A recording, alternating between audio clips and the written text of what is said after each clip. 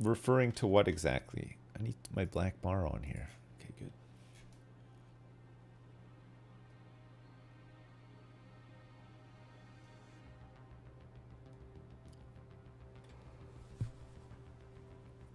good. Play Star Citizen. Is it ready?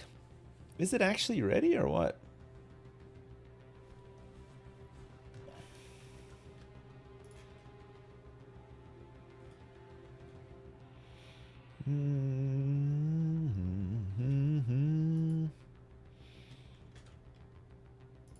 Maybe in 2077. Okay, let me just check and see where I'm at with stuff. I should probably load out my PMC, even though I don't really have much stuff. Repair, inspect. What ammo does this take? 7mm 12C? Oh, I've got some.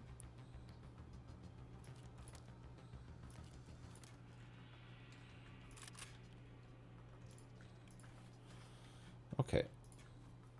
I'll take some of this stuff. Oh, I got some of this scav crap too, right?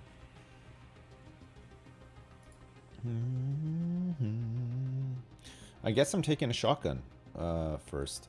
I'm really low on money. Holy crap, I might actually have to sell this key. Let's see if Prep War's got some stuff for me. Oh my god, Prep War has some stuff. Look at these guns. God damn.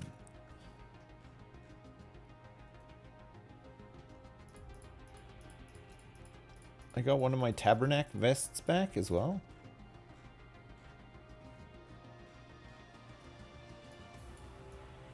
I got some P.A.K.as.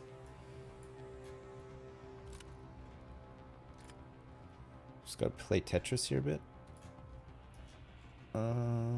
What can I do to... I can't put this back either, right? Okay, so I have to get... I don't want to take with me. Ugh. Do I have another bag here?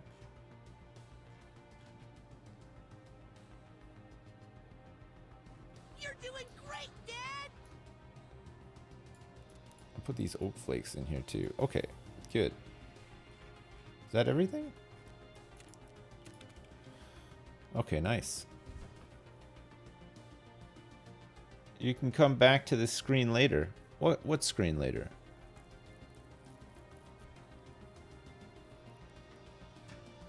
Okay, Dan's ready in 3 minutes, he said. Redeem my Christmas reward on the website? Oh man, I'm too lazy. I will do it, I promise. That fucking bitch bird learned not to speak to my son that way. Okay, I'm reloaded. Sips' mom, thanks for the $10, Mom. I appreciate it. Okay, Burkett, good. We can wear a tabernacle, I guess, and then let's take some of these. Let's wear a bear hat and the Odie flakes and stuff too. We want this ammo, right?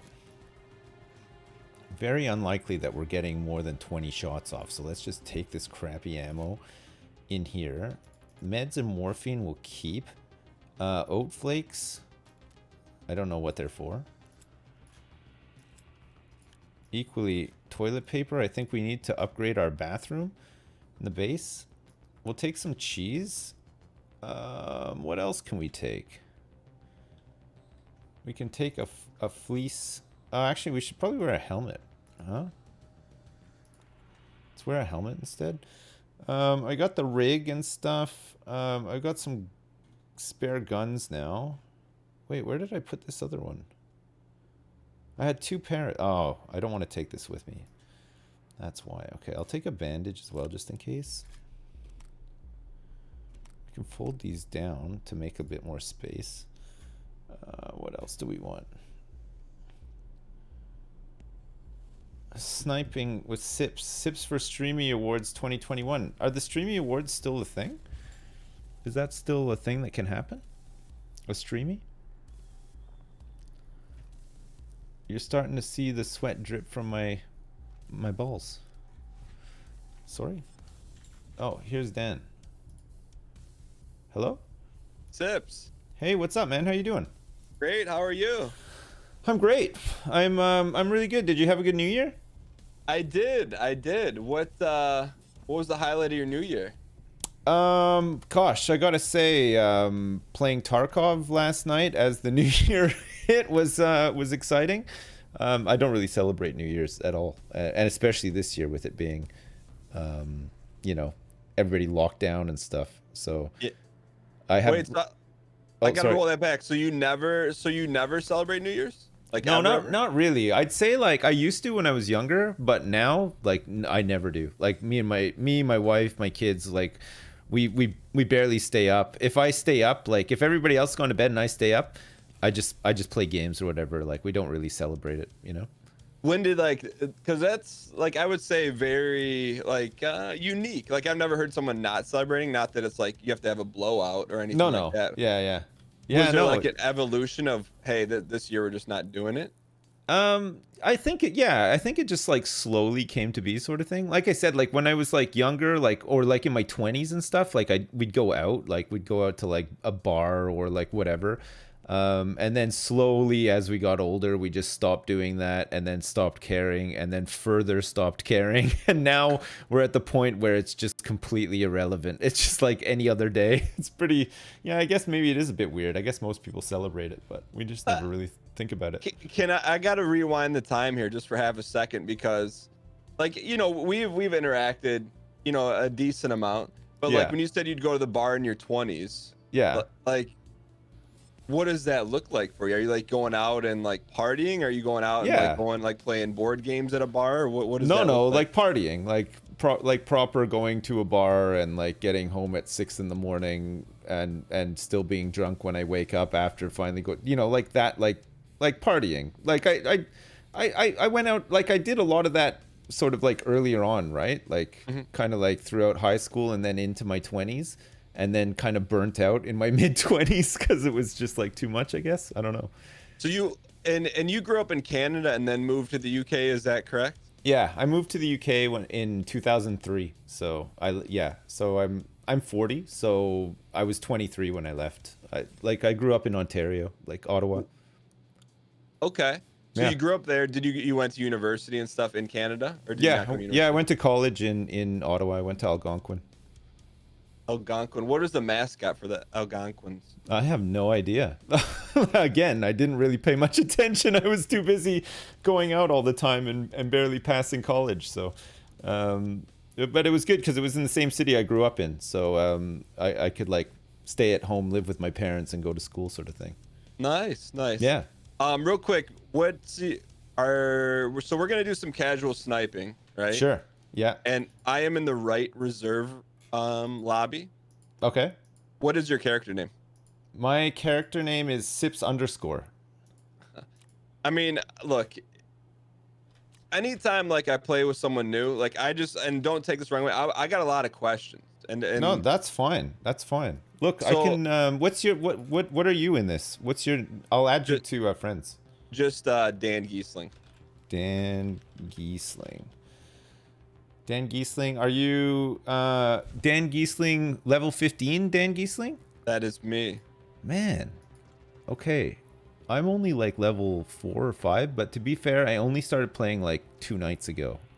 But to also be fair, you also have finished your hideout. I've never done that before. Yeah, you know what? I did finish it. I say I finished it. I didn't have a fully upgraded Bitcoin farm though. I didn't have all of the graphics cards for it, but everything else I had made. That's, as someone who's I've been playing Tarkov for 3 years. I've never done that. That's really impressive.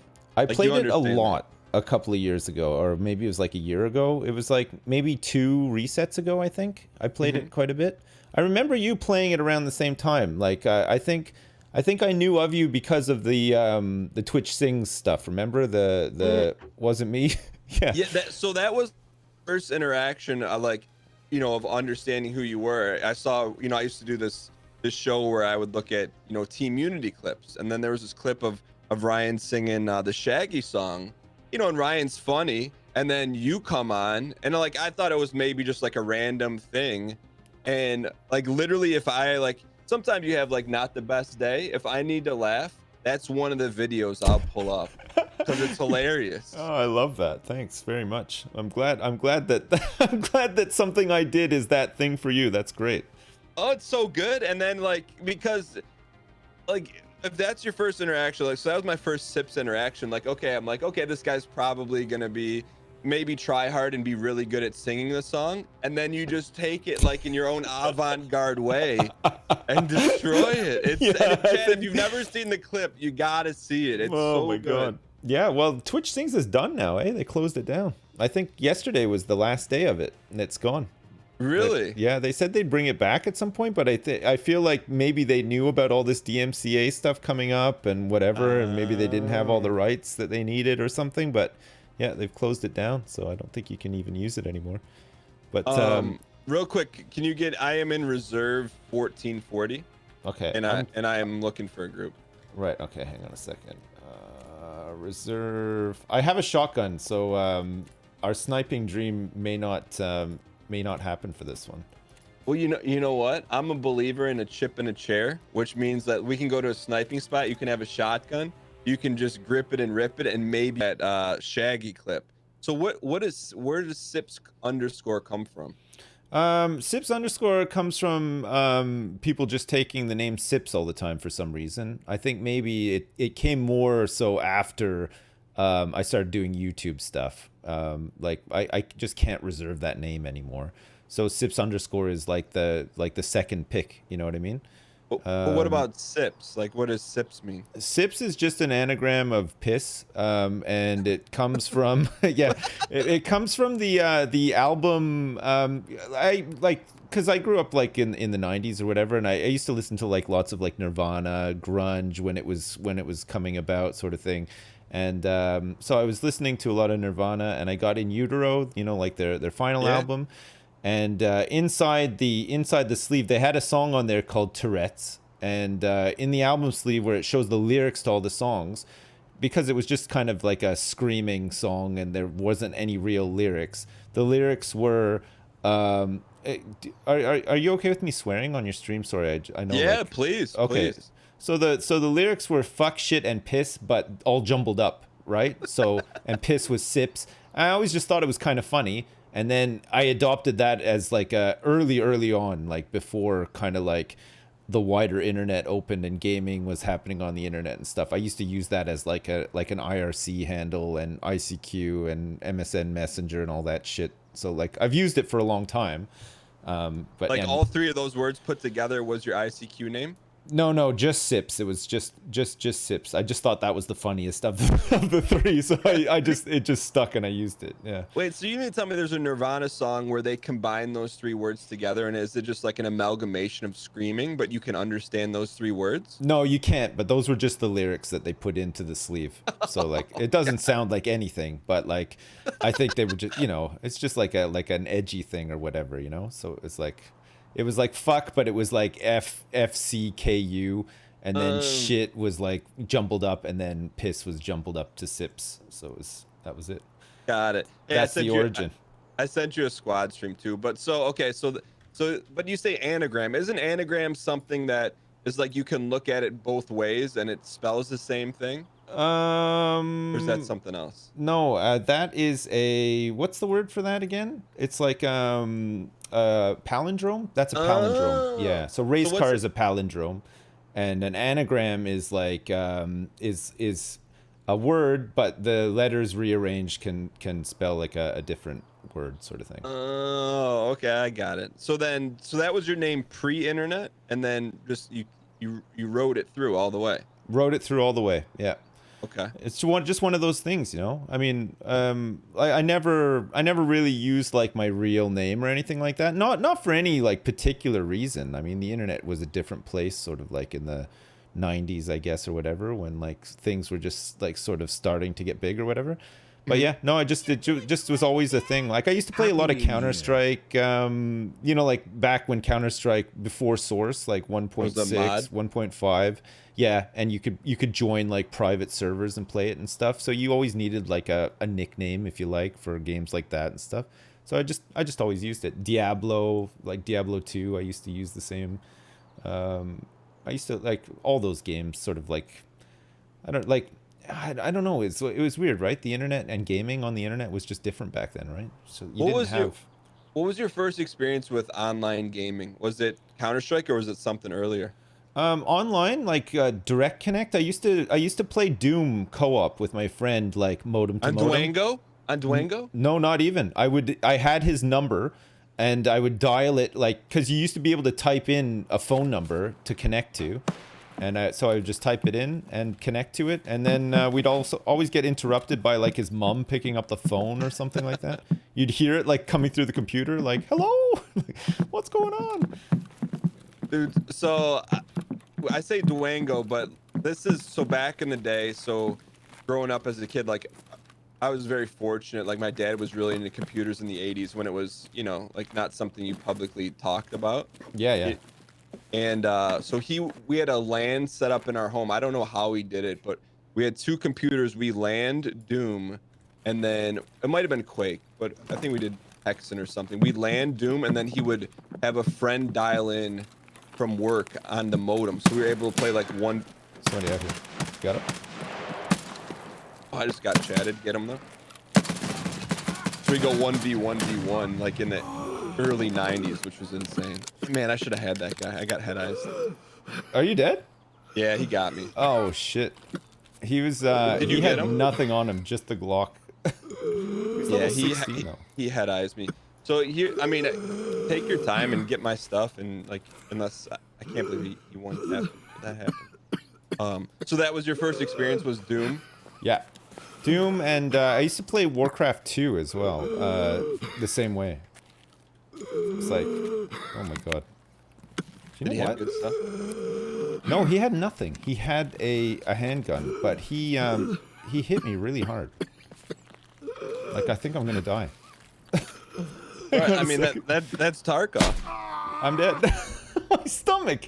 He just completely fucking shit. We could do a scab. You have a scab ready to go or no? Yeah, I've got one. Yeah, Okay, I haven't cool. played yet today, so. So how did you find Tarkov? Because I feel like Tarkov even a couple years ago wasn't. I mean, it wasn't like it is now.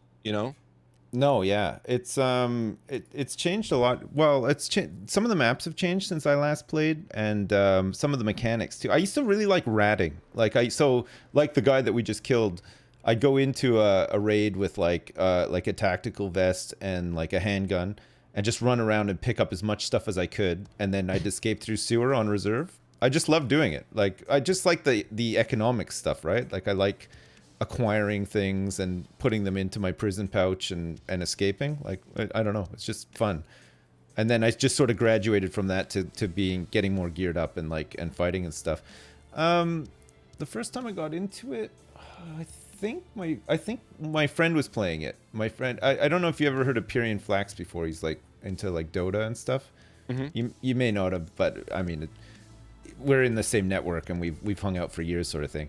I think he was playing it at one point, and I'd known about the game, and I watched him play, and like I said, like the economic sort of stuff, him acquiring stuff and then escaping, kind of interested me. So I thought, it's a pretty sweaty game, but I'll try it. And then I tried it and I got hooked. It's just the way it goes, right? Yeah, it's one of those deals, and that's the thing. Like, and it doesn't come from a place of disrespect. I don't know a ton about like your gaming history. The only thing that chat tells me is like Yogscast, Yeah. which like I think everyone knows, but I don't really know what it is. But is that why you moved to the UK? No, I moved. Real quick, what map are you in? Sorry. I'm just preparing to escape. I'm good with whatever for Scav. If you want to do like factory or reserve or whatever. Yeah, let's go reserve right side, and I'll just wait for you. Okay, sure. Yeah, I came to the UK because my wife was born here, and I actually met her using ICQ like in '97 or something. Like we met on the internet back then when it wasn't like it was not the thing to do back then. So there was the whole thing like, how do you really know this person? And it was kind of like Jerry Springer material back then, right? Like it just never happened.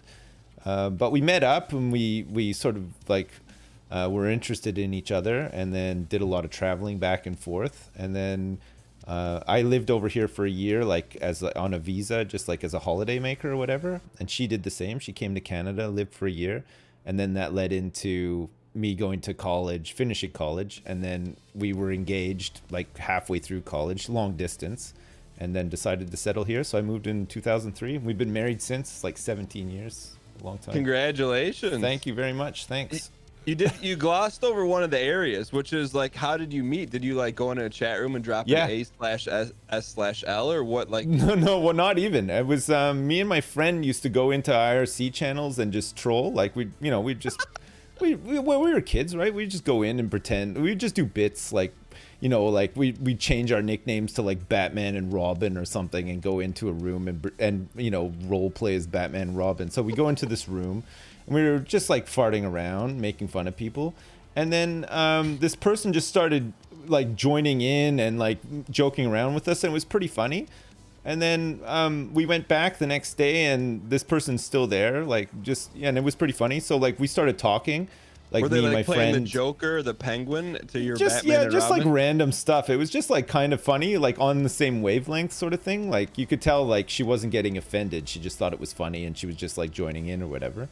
And then just started talking privately, and from there, like it just sort of, it's such a weird thing, isn't it? But I mean, that's a super unique story. I mean, it's not like now where, you have people swiping left and right. It's like you're dealing with ones and zeros text. You have no idea who's on the other line. And then it goes from like memes to DMs to, hey, let's meet in a time where like that is super unique.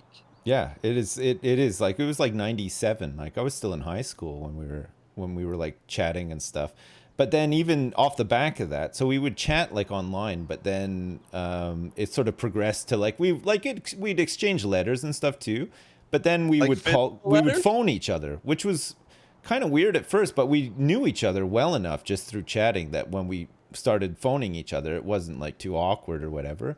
And then like off the back of that, her and her at the time, like she traveled with her mom and her best friend. So they were like, okay, well, we're going to come visit Canada because we want to anyway. But like, I would like to meet you too. So we'll just do like a 2-in-1 sort of thing. And she's like, if like we meet up and we don't like each other or whatever, it doesn't matter. Like I'll still like have a vacation or whatever. Like, yeah, understandable sort of thing. But for you, when she said that, were you like, oh, it matters? Or like, oh, no, like, because I was like, we were kids, right? So like, I mean, I was like 18. So I was like, whatever, like, if it works, it works. If not, like, I don't really care. But how many years were you invested into IRC life at this point? Was it like 6 maybe months like or 2 years? No, like a year and a half maybe or so. Like, so you're in enough. You're like, yeah. So like, yeah, I know it's a weird one, isn't it? Like most people just meet each other like conventionally at work or school or whatever. But like, I don't know. What about you? Like did you meet your wife? I got more questions. So did you? All right, okay. You got to think back then. Webcams were super rare. So did you scan a photo and send it to her? Like when was the it was a scanned picture. Yeah, because digital cameras didn't even really start getting big until like sort of early 2000s ish, right? So when you sent the picture, did you send your picture first or did she send her picture first? I think she sent me a picture first, and then I was like, oh, I'll send you a picture. And then I just happened to have like a picture that was taken at school or something. I think it was just like somebody took a picture of a bunch of us at school or something. So I had to like send the picture, but I had to like circle myself because it was like a big group of people, because there wasn't like, you just didn't have the pictures like you do now available, right? You didn't just have on demand 1 million pictures of yourself sort of thing. So it's like you had to kind of like hunt around. Well, when she sent you the picture, what was your reaction? Were you like, yeah, well, I was like, oh, okay, great. Like, she kind of looks like I'd expected, but it's not like, it's not like nowadays, right? Like nowadays, it's an instant thing. Like, here's a picture of me, and you just text back and say, oh, sorry, my dog's on fire. I can never speak to you again or whatever. It was like, there was like a lead up, and then so I had like an idea what I thought she looked like, and it was like, I guess it was like more or less what I expected, sort of thing. I don't know. Did the picture light your fires or did you have? Well, I mean, yeah, like enough to like not sort of cut it off, I guess, like it's like, oh, sorry, yeah, I got your picture. Yeah, this isn't working for me. Well, I mean, like, there's part of it, because I'd imagine after talking for a while, like you're connected to someone like Yeah. emotionally, or like you're on the same like wavelength, but then Yeah. there's got to be some compatibility on the other Of side. So course. Of so course. she Yeah. passed the SIPS test on both Yeah. angles. Yeah. Yeah. Okay. Yeah. So then when you met, because you seem like pretty chill, were you any nerves? Like, what was the first meeting? Did you guys meet for a cup of Joe, or what did you No, do? like 'cause- so her and her friend were with her mom, so they stayed at this hotel like downtown Ottawa or whatever, and like we knew that like she phoned me. She's like, oh yeah, we've landed or whatever. Like, do you want to like just come by later or something, and we can meet up? And it's like, yeah, okay, cool. Like, I'll just bring like my friend as well. Like, so I brought like my best friend with me Why? as backup because you have For, like, to buffer? Well, yeah, kind of, just because like when you're like 18 or whatever, it's like, yeah, it's still a bit awkward, isn't it? Like just sort of like meeting somebody for the first time or whatever. From So- IRC for overseas, they flew Yeah. in with their mom. Yeah, yeah. That's So like, that's everyday strength in stuff. numbers. Like there was some extra people there as like wingmen and backup and stuff, so it was fine. But then, yeah, no, it was good. We took them to like, so they visited for like a week or like 2 weeks or so. And so we took them up to like Montreal. We went to like La Ronde, like the theme park in Montreal, and a bunch of it. We went to Niagara Falls. We took a bus from Ottawa to Toronto. It's like a 6-hour bus ride to Niagara Falls. So like we helped them do like all the touristy stuff. And it was like summer, so like we were just like on summer vacation anyway. So it was just like I don't know, like just a fun summer break. But then it just turned into more than that. I mean, now we've got like 2 kids and stuff, so it's But kinda like weird. the first meeting, was it in a hotel lobby, and then you guys just played like shuffleboard or something? What did you No, guys yeah, do no. with, like, No, because it was summer, so we met in a hotel lobby, and then we just walked around downtown, sort of thing, like we just like went to go get like a coffee or something, and we did like you two break off, or was it like a group thing? Everyone. no, got it was just coffee? like a group thing, like and Okay. like that's fairly common, like in that age group as well, right? Like I don't know if like socially, like we'd always hang around with like a big group of people if we could, sort of thing, like during school, high school, and stuff Yeah. like that. So Yeah. it was like fairly common, so it wasn't like too uncomfortable. It wasn't like awkward or anything because we had other people there and stuff too. But I don't know if it would have been awkward anyway. But I wasn't like old enough or mature enough to like just sort of like turn up on my own and like confidently have like a conversation and stuff like that. Like we were still kind of kids, so. So okay, so then, but when you met her, I mean, so you're 18. Like, did you know then? Because that's pretty young to. Yeah, I don't know if I knew then, but it's like you just you have like a like I'm like fairly easygooing, so like if something works or like I'm having fun or whatever, like I don't think about it too much, you know what I mean? I just kind of go with it and see where things go. And we just always got along really well. We always had like a really good time and stuff, so it wasn't really like we didn't really Yeah, you didn't have to think too much about it, sort of thing. Things just happened, it was good. That's like, I mean, that's one heck of a story. It's just from IRC to married 17 years with 2 kids. Yeah, Like, I know.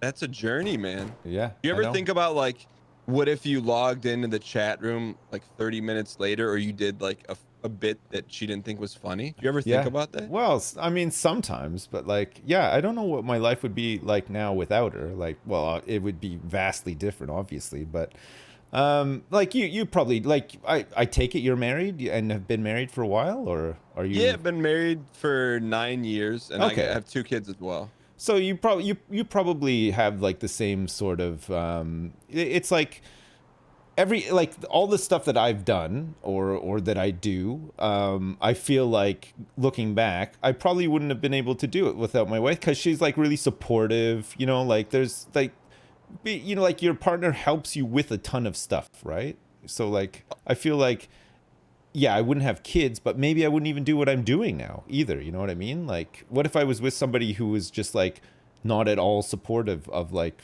streaming or being on YouTube or whatever? This is me, by the way, by the truck. Okay, cool. Yeah, I mean, like, because when you got started, even when I got started, and I'm sure you can echo the sentiment. I'm like, hey, this is what I want to do. My wife wasn't like, oh, that's weird. She's like, oh, if you believe you can do it, let's do it. It wasn't, because it's kind of a, especially back then, for me, it was 8 years ago. It's kind of a tough ask to be like, hey, this is what I want to do. Right. You know, So and were you doing all of this stuff before Big Brother, or did Big Brother come first? no, so kind of like my. Oh Oops. no, did you get? I got booted. Oh, did you? Yeah, I had bad ping, but Oh. it's okay. I think next time I don't think we should scav reserve. That's my fault because the queue's super long. Do you want But to jump back in? I think you can probably jump back in. I can yeah, guard let me you. see. Yeah, let me see if I can. Just like moonwalking in place. You guys got his like aviators on and stuff. Shoot him Yeah, and so loot him, chat. That's brutal. I'm not doing that. I do have a decent gun. Let me see if I can get back in. That's the first time, maybe because of the distance. Okay, I can get back in. But anyways, yeah. So like, I grew up, like I said, I grew up with a computer, so I was always really into computers and gaming and stuff. But Sure. I kind of like was able to like I always call it like dual wielding. Like I could integrate in between like kids that I knew that played computer games and like kind of not talk about it and get beat up. Yeah, I mean, because you're talking the 80s. If I'm Yeah, like, of I just course. got a Yeah. new modem, guys, like, Yeah. I'm sitting by myself at lunch. But anyway, so I was always into that kind Yeah. just into that kind of stuff. But I had no idea about any of this stuff. So I went on Big Brother the first time. And then the second time I got off, like I was in Seattle and Okay. I really wanted to get inside Wizards of the Coast because I wanted to, see what, how they design magic. And so I sent a tweet out and this guy named DJ Wheat responded. He's like, "Hey, I can get you into Wizards of the Coast." I'm like, "That'd be amazing." Oh, nice. And so from there, like DJ Wheat, who's works at Twitch now, he set me up with XSplit. This is in 2012. Set me with XSplit. He's like, "Hey, I really think you should stream and just see if you like it," because he knew I was into gaming. And then so kind of from there, so in 2012 I started. But without that, I wouldn't have known that people played. There were like YouTube people or Twitch. I just wouldn't have known that. Yeah. Yeah. Um, so that's when I started, and then just kind of figured it out from there. But for me, one of the biggest, I don't want to say battles, but one of the challenges for me, and it's different now, but when I started, it was like everyone just wanted to talk about Big Brother the whole time. And I'm like, look, like I really enjoyed Big Brother. It was an amazing experience, but I don't want to talk about it for the next 20 years of my life. But I do Sure. want to Yeah. talk about gaming for the next 20 years of my life. That's what I loved. Right. So Right. that was kind of like a battle, but it also was I'm grateful for that experience because it definitely gave me like a starting boost. Oh wow. Um, Okay. because like I didn't start when I streamed, I didn't start streaming to one. I think I streamed to like 20 or 25, which helps. Yeah, yeah. So I mean, my sort of journey into all that is the same. Like Yogscast was already established. I just happened to be a friend of them, like, because we used to play World of Warcraft together. So like, I was big into PC games, sort of growing up, all the way up till now. Really, I still play tons of PC games. But I used to be part of, well, I still am part of this online community called Something Awful. It's just like an old website that had a forum. And there was a whole bunch of members, and it was very sort of like humor driven, lots of inside jokes and stuff like that. But these guys would organize guilds and stuff if there was like a new game out. So we used to play like PlanetSide. We used to play World of Warcraft, all these games, and then were you a content creator at this point, or were you just kind of playing along? Just playing games. Like I was just working at a bank. Like I had a real job and stuff. Wait, like, what was your real job? What I did you just do? used to be a programmer for like at a bank. I took programming in college, and then yeah, my first job was a web developer. Left that and then was working as a programmer at a bank. So I was What just language are you proficient in, or decent at? For the bank, it was like old stuff. It was all programs that were written in like the 70s and the 80s. So it was like RPG. It was like mainframe language and stuff, which was kind of fun. It was pretty good. And then we did like a little bit of Java because the Java was like typically the front end stuff. And then when I left the bank, I worked somewhere a bit more modern, and I used to do lots of like C#. The Visual Studio sort of stuff. Can I ask you some? Okay, I'm just spawned back in. You're back. I see you. I'm right behind this tree here. Can I ask you some deep lore on banking programming? Sure. Could you, at your level or at some access, like, could you change numbers in a bank account, or does it not work like that? Like Lex Luthor style? Nah, Yeah. not really. They audit everything constantly, so like it's really hard to get away with stuff like that. But I mean, theoretically, could that have happened back then or no? back when I worked there, probably not. Much earlier on, though, I'd imagine so, yeah. And I'm sure there have been cases of that, but Okay, sorry, I didn't mean to derail the story. So No. you're banking, and then you're playing games through this forum website, and then Yeah. what happens? And Lewis and Simon, who like were the two original sort of like creators of the Yogscast, were already big. They were playing. They used to play WoW, but they played some Minecraft and stuff too. Oh, there's somebody out here. Oh, I think it's just a scav. Nice shot. Yeah, he's dead. They were already pretty big. They already had like a big following and stuff, and they were just like, to a bunch of us who played with them at the time, they were like, hey, you guys should you know, stream or do YouTube stuff or whatever, and we'll make a network. So we were just like, okay. Like, for context, what year was this? It was like 2011. Yeah, Okay. 2011. And Okay. so we were just like, yeah, okay, sure, sounds good. And we did. And then I remember the first time I posted a video overnight, I got like 50,000 subscribers or something like that. So I just inherited like this crazy fame that they already had. So But what did they do to amplify you, or like at the time, not much. They just like retweet that I posted a video or whatever, and we were in some content of theirs, like sort of around Christmas. We did like some charity streams and stuff. And yeah, the rest is that's it. Just like from there, just went through the motions of becoming a content creator, trying to like figure things out, you know. what does that mean, go through the motions? Well, you know, you sort of start out like we had a good idea of what we needed to do at the start, and then because they were popular off the back of Minecraft, so a lot of us were just like, okay, play Minecraft. Just pump out videos every day about Minecraft and see what happens. And it worked. And then we sort of got to the point where we're like, oh, we're sick of Minecraft. Let's try some other stuff, which didn't work as well. So like, you know, you go through all the same sort of pitfalls as like every content creator goes through, I guess. I mean, Do you remember some of the stuff that you tried that didn't work well, that you hoped worked well?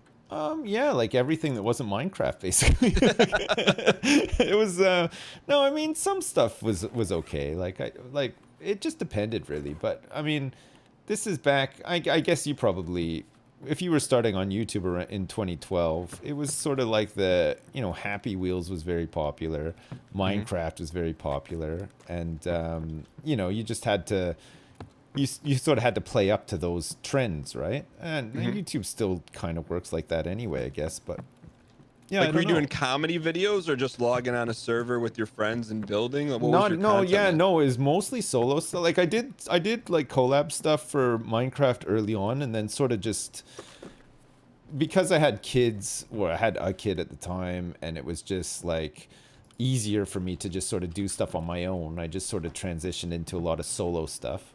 So it was mostly just playthrough stuff. I guess like some of it was kind of funny sometimes, I guess. Like never really like went out of my way to be overly funny, I guess. But Like, no dramatic reactions and stuff like that? yeah, maybe sometimes, yeah. But you know, it's just it depends on the context, I guess. But like not like I wasn't like screaming all the time or anything like that, you know. I just wanted to play games, and I was sold like at first it was like, hey, do you just want to play games full time? And it's like, well, yeah, I'd love to play games full time.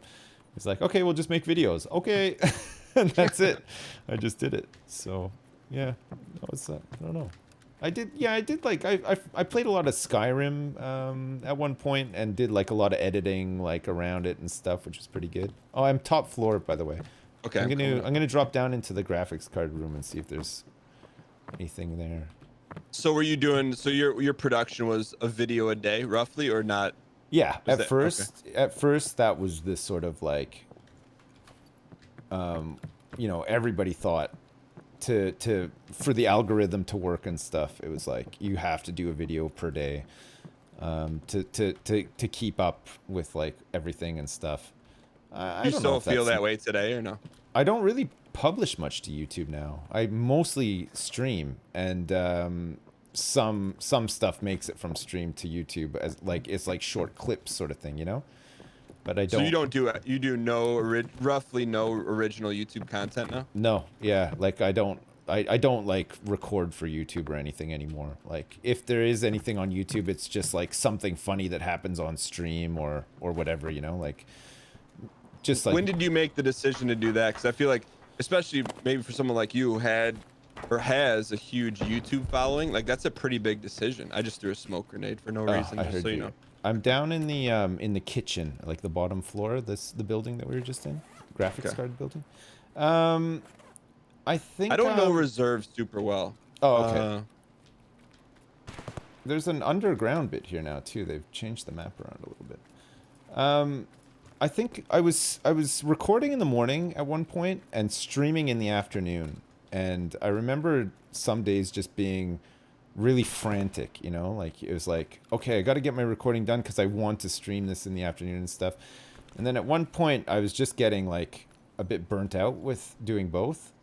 And I just sort of like said to myself, well, it's one or the other really, like which one's doing better? And at the time streaming was much better. So I was just like, you know what? I'm just going to see how it goes. I'm going to try streaming in the morning and the afternoon and then just not doing YouTube stuff and see how it goes. Because YouTube stuff was starting to drop off a little bit anyway. Like I had a lot of subscribers, like a lot of followers and stuff, but like I wasn't getting the views that I used to get and stuff like that. And I don't know if Why do you think that is? I think I think if you're around long enough and you're not just doing the same thing that everybody subscribed to you for in the first place, like if you change up a lot, it just happens, right? You fragment your viewer base and stuff. At least that's how I think it works. I mean, maybe it doesn't. And I think that's just what happened, you know? I think we were doing sort of like Minecraft content, which was appealing to like younger kids who over the course of years just grew up and stopped watching or whatever, you know what I mean? It's like some sad Christmas tale. Like, everybody stopped believing in Santa. Yeah, I think it just happened, you know? Just like, I don't know. I probably could have just kept doing YouTube. Like, I'm not saying that like views are bad, but like the money was still pretty good and stuff. But I think I just got kind of sick of doing it, you know? Yeah, no, I understand. Hey, where are you at? I'm in the building. You know the building that has like the it's got like a shipping container outside that you can walk through, and there's like a fire. It's like close to the building we were just in. I think it's like a medical building. Helicopter? Do you see the helicopter from where you are or no? Yeah. It's like off to the I guess right of the where the helicopter is. Okay. If you're in the same building that we were in before. Are you running down the road? Yeah, that's me. Yeah, okay, I see you. So are you this way or this? I'm up in the window here, look, see. Oh, okay. I'm up here. Where do we go? I have a key on me, but I'm not sure what key it is. I have a purple safe key. Purple? Yeah. I don't know what key it is though. We should probably get out of here. Yeah, where can we go? We can go CP Fence. CP Fence is back this way, right? Scavs Lands? Is CP Fence the one by the tower? The side of the map? I give myself a D+, C- map knowledge on reserve. I could get us to sewer manhole, but we'd have to ditch our backpacks. That's the only one I could guarantee, but I think you were right. I think CP Fence is over here, yeah. CP Fence is towards Dome. Oh, is the CP Fence? Oh, I know which one that is. CP Fence is the one behind that little hut, right? With the in the corner. Is that in the one? In the corner? Yeah, I think that's. We CP got Fence. time. We should be able to make it. Oh, 2 minutes. Holy crap! I didn't realize we were here for so long. Did you hear other grass, or was that me? Okay, we're okay. Yeah, it's like what about you? Do you stream mostly now, or do you still do YouTube stuff? And like, what kind of YouTube stuff did you were you doing? Gaming mostly? Yeah, all gaming. But that's the funny thing we were talking about, like feeling frantic. Like I just probably like 6 months ago, I made the decision. I was literally describe how I felt. Like I would be recording a video before I was supposed to go live on Twitch. If I did really well on like a Spelunky run, it would make the Twitch show late, and I'm like, why am I doing this? You know, like why am I pushing all this when Twitch is going really well? And like I don't know. What I do now is I hired a couple editors that will take segments of the show and edit them down for YouTube. Right. And I just don't really, if I have something like I want to do on YouTube, I'll do it, but I don't feel that franticness anymore. Because Yeah, I know yeah. I know what you're talking about. It's like you're running around and sometimes you don't feel like you're giving like 50% here and 50% here, where Yeah, it's, yeah. you I know, was. just It was a bit go like one direction. when I started doing YouTube stuff. I kind of got to a point like early on where I could almost the money that I was making on YouTube matched like the money I was making working, because I was still working full time. Like, Yeah. When did you stop doing the bank stuff? well, I mean, it took some convincing. I had to like convince my wife that like I wasn't insane, because she was just like, "You can't make money on the internet like that." I was like, "Well, no, you can." And she's like, so it took a little while to like sort of talk her around to it. And then after a while, I was like, "Okay, listen, I'll save up like a good portion of money to cover me for a couple of months, so that like if it doesn't work, then I'll just go back to work. You know, like I can just, my skills will still be relevant or whatever. Like there won't be a huge gap in my resume. I'll just apply for other jobs and go back before, you know, we end up on the street or whatever." Because like we had a baby and stuff, so it was like kind of like, you know, we weren't too sure. And then and it similar to the YouTube Twitch stuff, it just got to the point where it's like, okay, hang on, like I'm dedicating currently like 1 day a week to recording. So I would batch record everything in 1 day, and that would last me for like a couple of videos throughout the week, sort of thing. And I said, if I had all of that time, all this time in a week to record videos, I could just probably make more money than I'm making right now, which made sense at the time. And then she was like, "Yeah, I suppose so." And then the rest is history. It was just like, okay, go for it. And then I had like this 6 month limit, and then by the time 6 months rolled around and we were fine still, it was like, yeah, this is great. Like you have this flexible job, you can help out more around the house and stuff like that. Like I didn't have to, you know, get ready and rush off to a job every morning and stuff like that. So it was actually just a lot better, you know? So you, when you left your job, like pretty close to when you had a kid, like right after when you had a kid?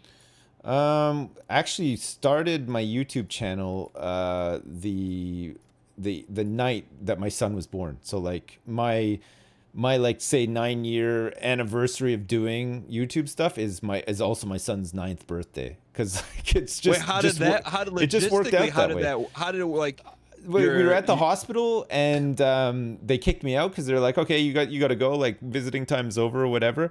And my wife's like, "Just go home and get some sleep and come back tomorrow." So I was like, "Okay." I went home, and instead of sleeping, I was playing OpenTTD on a stream with Lewis at the time, who was doing like this charity stream. And then that night, he was like, "Man, just make a YouTube channel and start putting content on it. Like it'll be great." And I was like, "Yeah, okay." So I created a YouTube channel, and then I went to bed. And that's it. And then What- the next day I just started recording and Wait, streaming again. so your son was born and they kicked you out of the hospital? Yeah, like after a certain point, like because I was there all day pretty much, and they were like, "Okay, well, look, your wife needs to get some rest, the baby needs to sleep and stuff. There's nothing for you to do here, just go home," sort of thing. So I was like, "Yeah, okay." Okay. And then yeah, and then I went home and made a YouTube channel. It's just such a weird thing, such a random ass thing to do. Somewhere there's that footage of you like doing some video online the night your son was born. Somewhere, yeah. Like I mean, you wouldn't like see my face or anything, because back then it was, you know, recorded for YouTube. So like I didn't do like vloggy stuff or whatever. It was just like gameplay or whatever. Yeah. But yeah, it would have been, yeah, weird. So Eh? no, so you started it then, and then so your son was born. Yeah. And then how much longer until you quit your job? Oh, months. It was like, so my son was born, and then I was still working full time and then doing YouTube stuff when I could. So trying to keep up a little bit. And then it's sort of like, I got to a point where it was hard to record at home because we were just in a small apartment and we had a baby. So like a lot of my recordings would just have like a crying baby in the background and stuff. So I tried to like square away time where I could do it, and it was just getting harder. But I'd made a bit of money at this point, so I rented an office. I live in a really small place, so everything's really close. So it's a 5-minute walk away from home. I could go to this office. It was a serviced office, so it had everything. It had internet, everything. Oh, you just paid like a flat fee every month, and you just got connectivity, lighting, whatever. It was just a small little room, but it was quiet, right? So I took my computer over there, got set up and everything, and then I my work week went from Monday to Friday to Monday, Tuesday, and then I'd have Wednesday off, and then Thursday, Friday. So it was a 4-day week. So on Wednesday, I would like help out a little bit at home, and then I'd go to my little office and I would record there all day, and then come home like in the evening or whatever, and then go back to work Thursday, Friday. And the recordings I did in that day were enough to like see me through for a week, sort of thing. So I did that for a couple of months. And then I would do some editing sometimes as well if I had like more recordings somehow. At home or in your office? Both. Like if it was quiet at home, I could record at home, and if not, I'd just go to this office.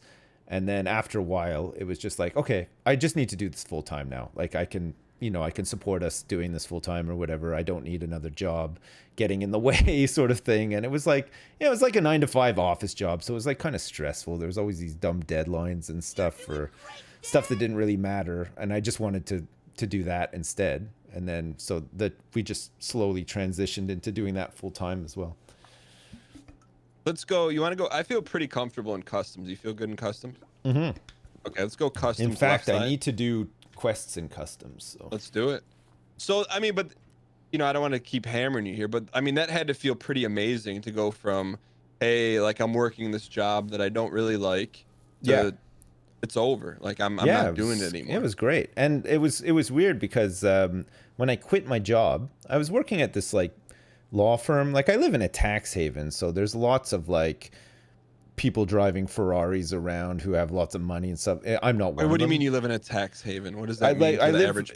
Okay, so I live. It's like an offshore jurisdiction, right? So like Luxembourg, like BVI, like Cayman, like places like that are places where rich people can store money that like the tax man has no access to. So like. So let's just paint a picture. Say you have a friend in the United States of America who's streaming. Yeah. And they're like, hey, Sips is like, hey, I can hold some of your money as a tax haven. How does that mechanically work out? It's complicated to set up, but you basically get to a point where by money that you're earning somewhere, instead of going to the US and appearing on like documentation that the US would have access to, it's happening in one of these offshore jurisdictions where it's totally legal to do that, but then you don't have to pay any tax on it, right? So there's no corporation tax here, for example. So like I'm a streamer, and all of the money that I take in from streaming, I take in through a company, right? Because it's like it's earnings, like it's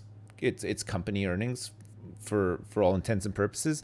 But because I don't, because my company doesn't own any property or make profits off of like property transactions, and I'm not a financial service, I don't pay any tax on any incoming profit for my company. What? Yeah. Is that why you moved there? No, it's not why I moved here. It just so happens I just lucked out big time. Okay, but I still pay income tax, all right? So if I pay myself from my company, I still pay 20%. So say I pay myself 40 grand a year, I still have to pay 20% income tax for the year. Well, how do you not, if you don't have to pay tax if you don't give the money to yourself, and you can just buy yourself a Ferrari? No, because again, you can't just say I can't reasonably justify that I need a Ferrari for this job. But you could buy like a Tesla super truck. Well, I could buy one. I'd have to pay tax on it because. Well, what do you need to move your computers around from building to building? You need a big truck to do that, right? Yeah, I could almost justify it that way. Yeah, but like, but certain things are tax deductible. Like so, like, I mean, I didn't take advantage of this, but I could have, like, because I work in my garage, which is just like an old car garage, but I had it done up, right? So it's like.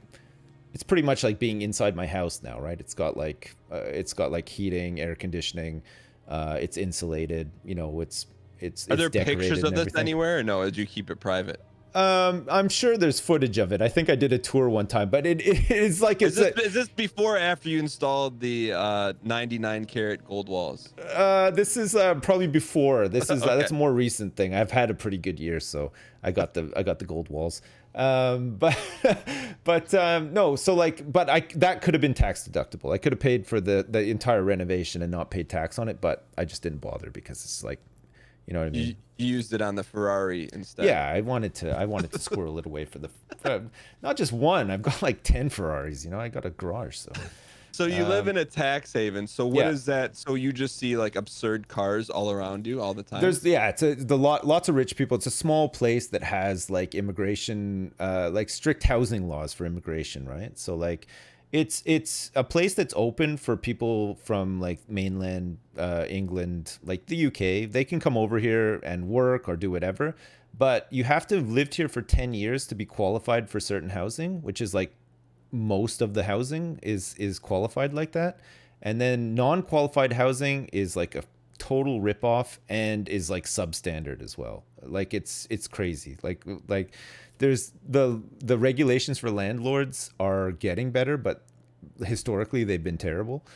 So like it's not uncommon for people to come over here and not be able to afford anywhere to live unless they're living with like 10 people in a room and stuff like that. It's that kind of place. I don't know. It's bizarre. And your grandfather in because that's your wife's hometown?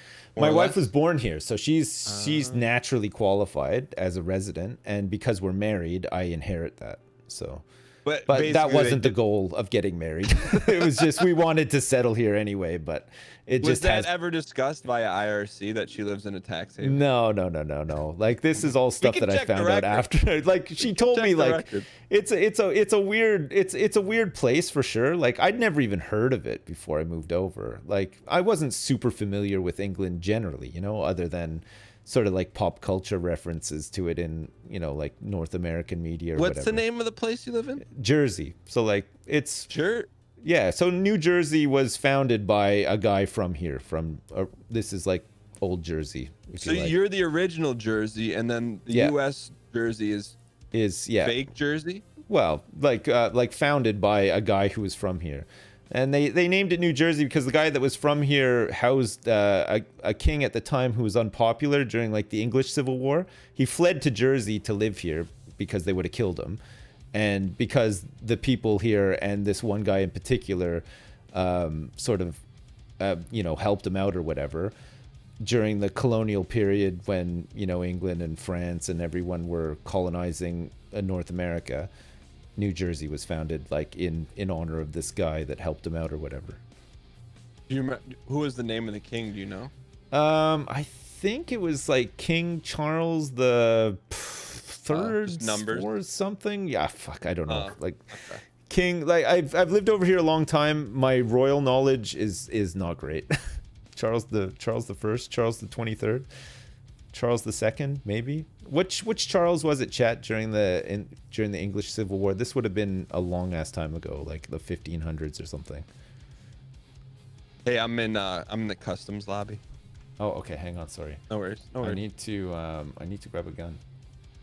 Sorry, I normally I can talk and play at the same time, but if I'm answering questions, it's like impossible. No, I've never talked to someone who lived in a tax haven, and then it's my mind. I'm just trying to wrap around. So you live in the UK, but this segmented area of the UK is protected from taxes, and so the law and I'm trying to visualize all this. I like stuff in first grade vernacular, which you did a good job explaining. Is that so? There's laws in place where you live to prevent someone from moving there just to exploit the tax advantage, but just by happenstance you get grandfathered in accidentally. That's never been talked about, to keep all your Twitch money, and you don't pay tax on any of your Twitch money, which is until you claim it to like buy groceries and stuff like that, and then all of a sudden you do have to pay some tax on it, but it's far less than you would have to normally. Like in the UK, like if I lived in England right now, I'd have to pay 20% income tax, but I'd also have to pay 20% corporation tax. So you it's like a double hit,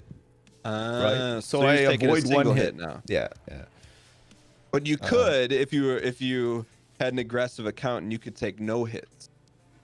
Yes, if you had a very clever accountant who was aggressive, you're you could maybe okay with that. You could maybe take no hits. I personally don't. I personally take the legal hits. Yeah. Because I don't want to spend any time in jail. Actually terrified of jail.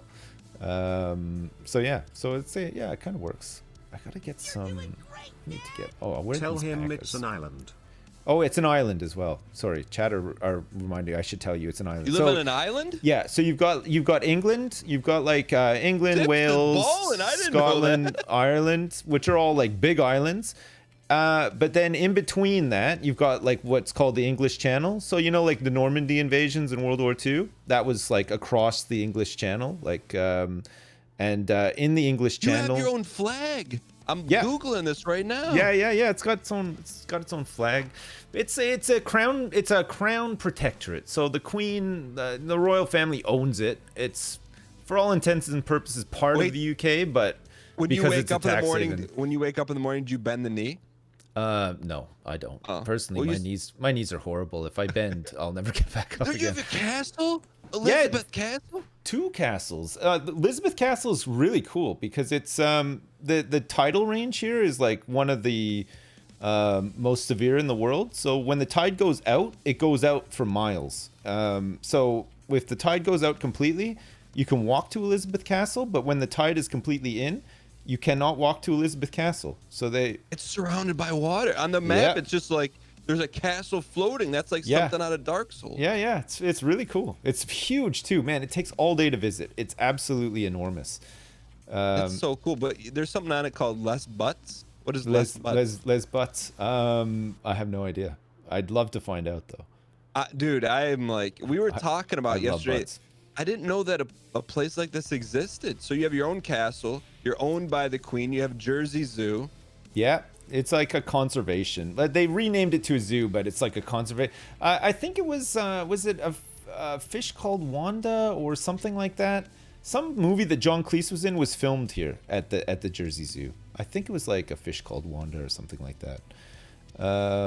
But yeah, Elizabeth Castle is cool, and this place, Jersey itself, was occupied by the Nazis in World War II as well. So there's all these old like Nazi bunkers and headquarters that they built and stuff like that.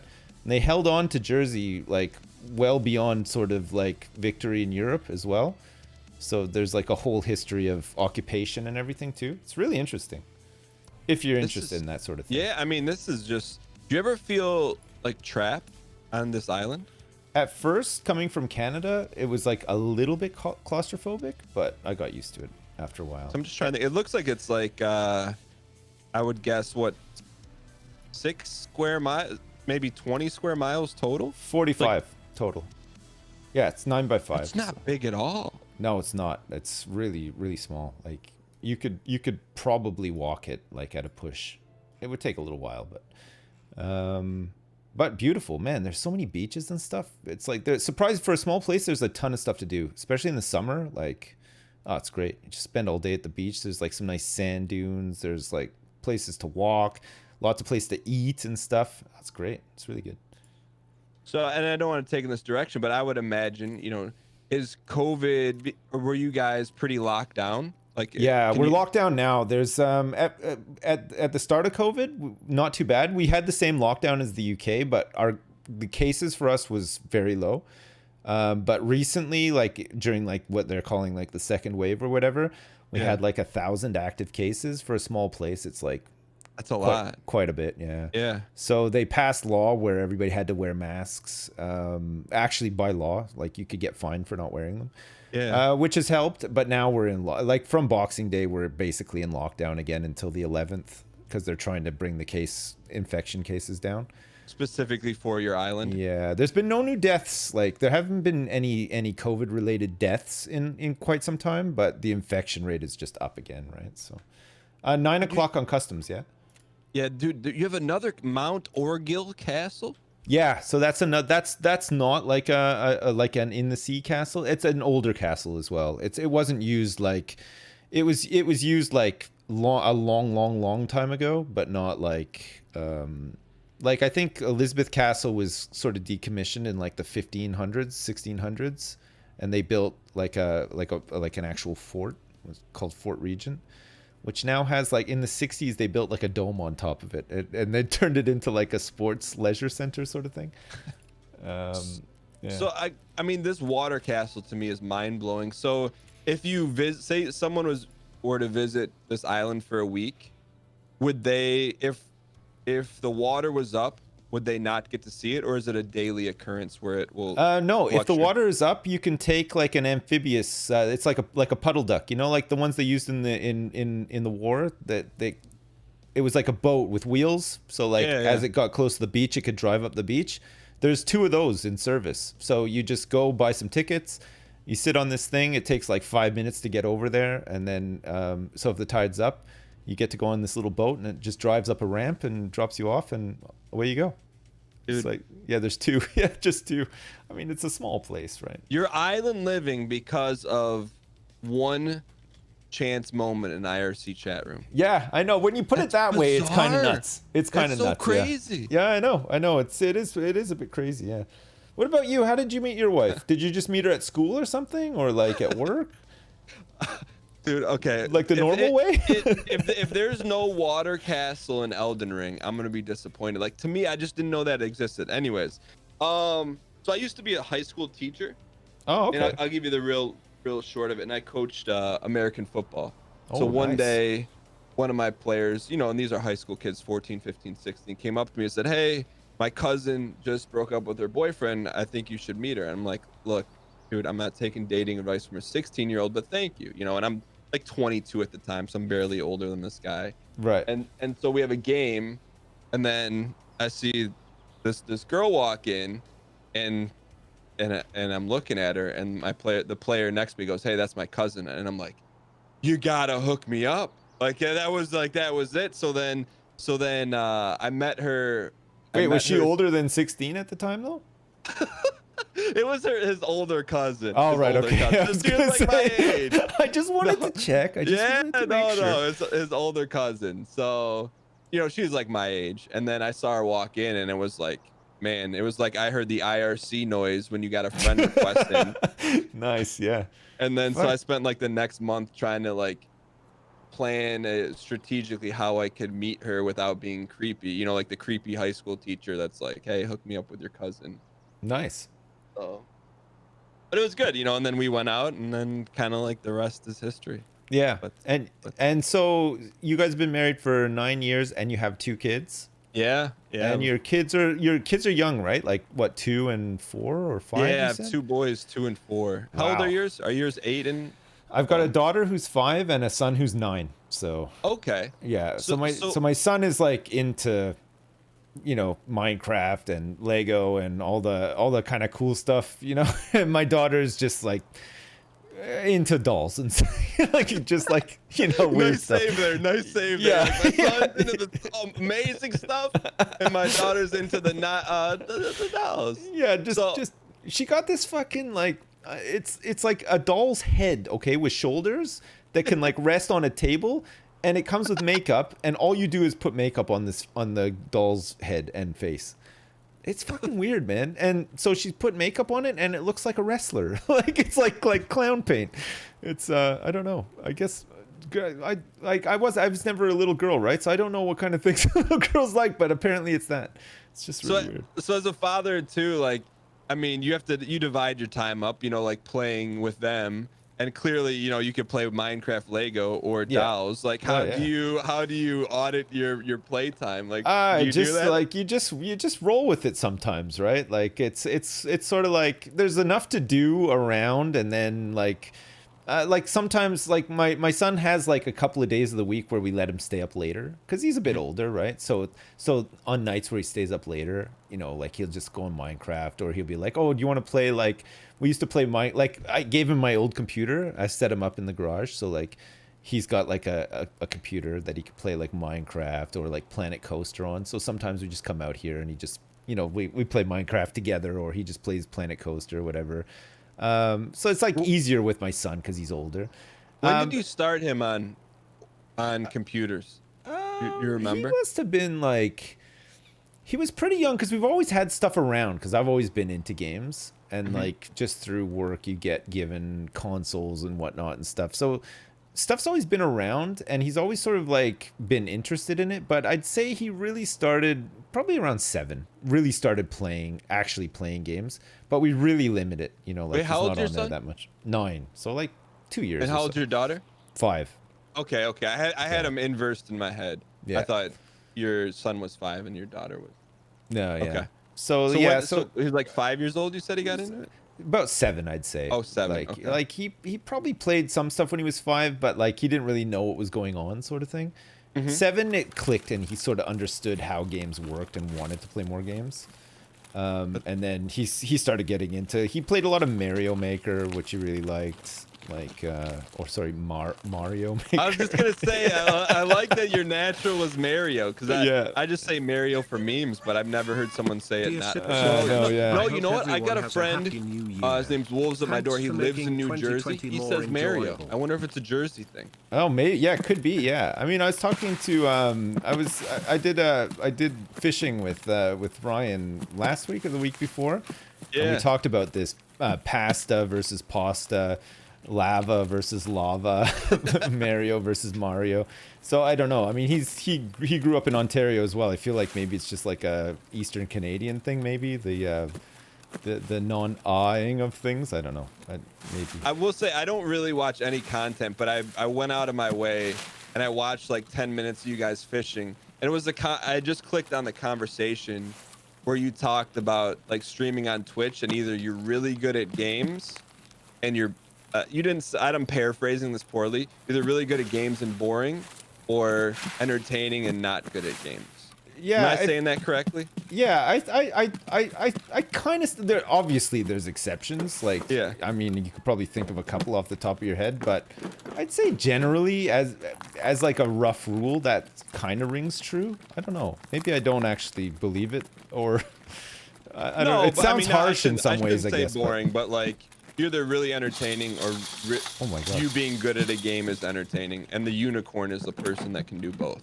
More Yes, or less, right? Yeah. I think so. Yeah, I don't know what you think about that, but No, I think like, you know, there's a reason why people will watch someone on the internet, and it's usually one of those 2 reasons. There's not really Yeah. a third reason. I'm not saying that everybody who's good at games is like really boring, because that's, you know, obviously not the case, but like they're probably not as like purely entertaining as somebody who goes out of their way to be that, like that, right? You know, Right. like somebody who's got like a higher production quality or whatever, you know what I mean? Like, Yeah. I don't know.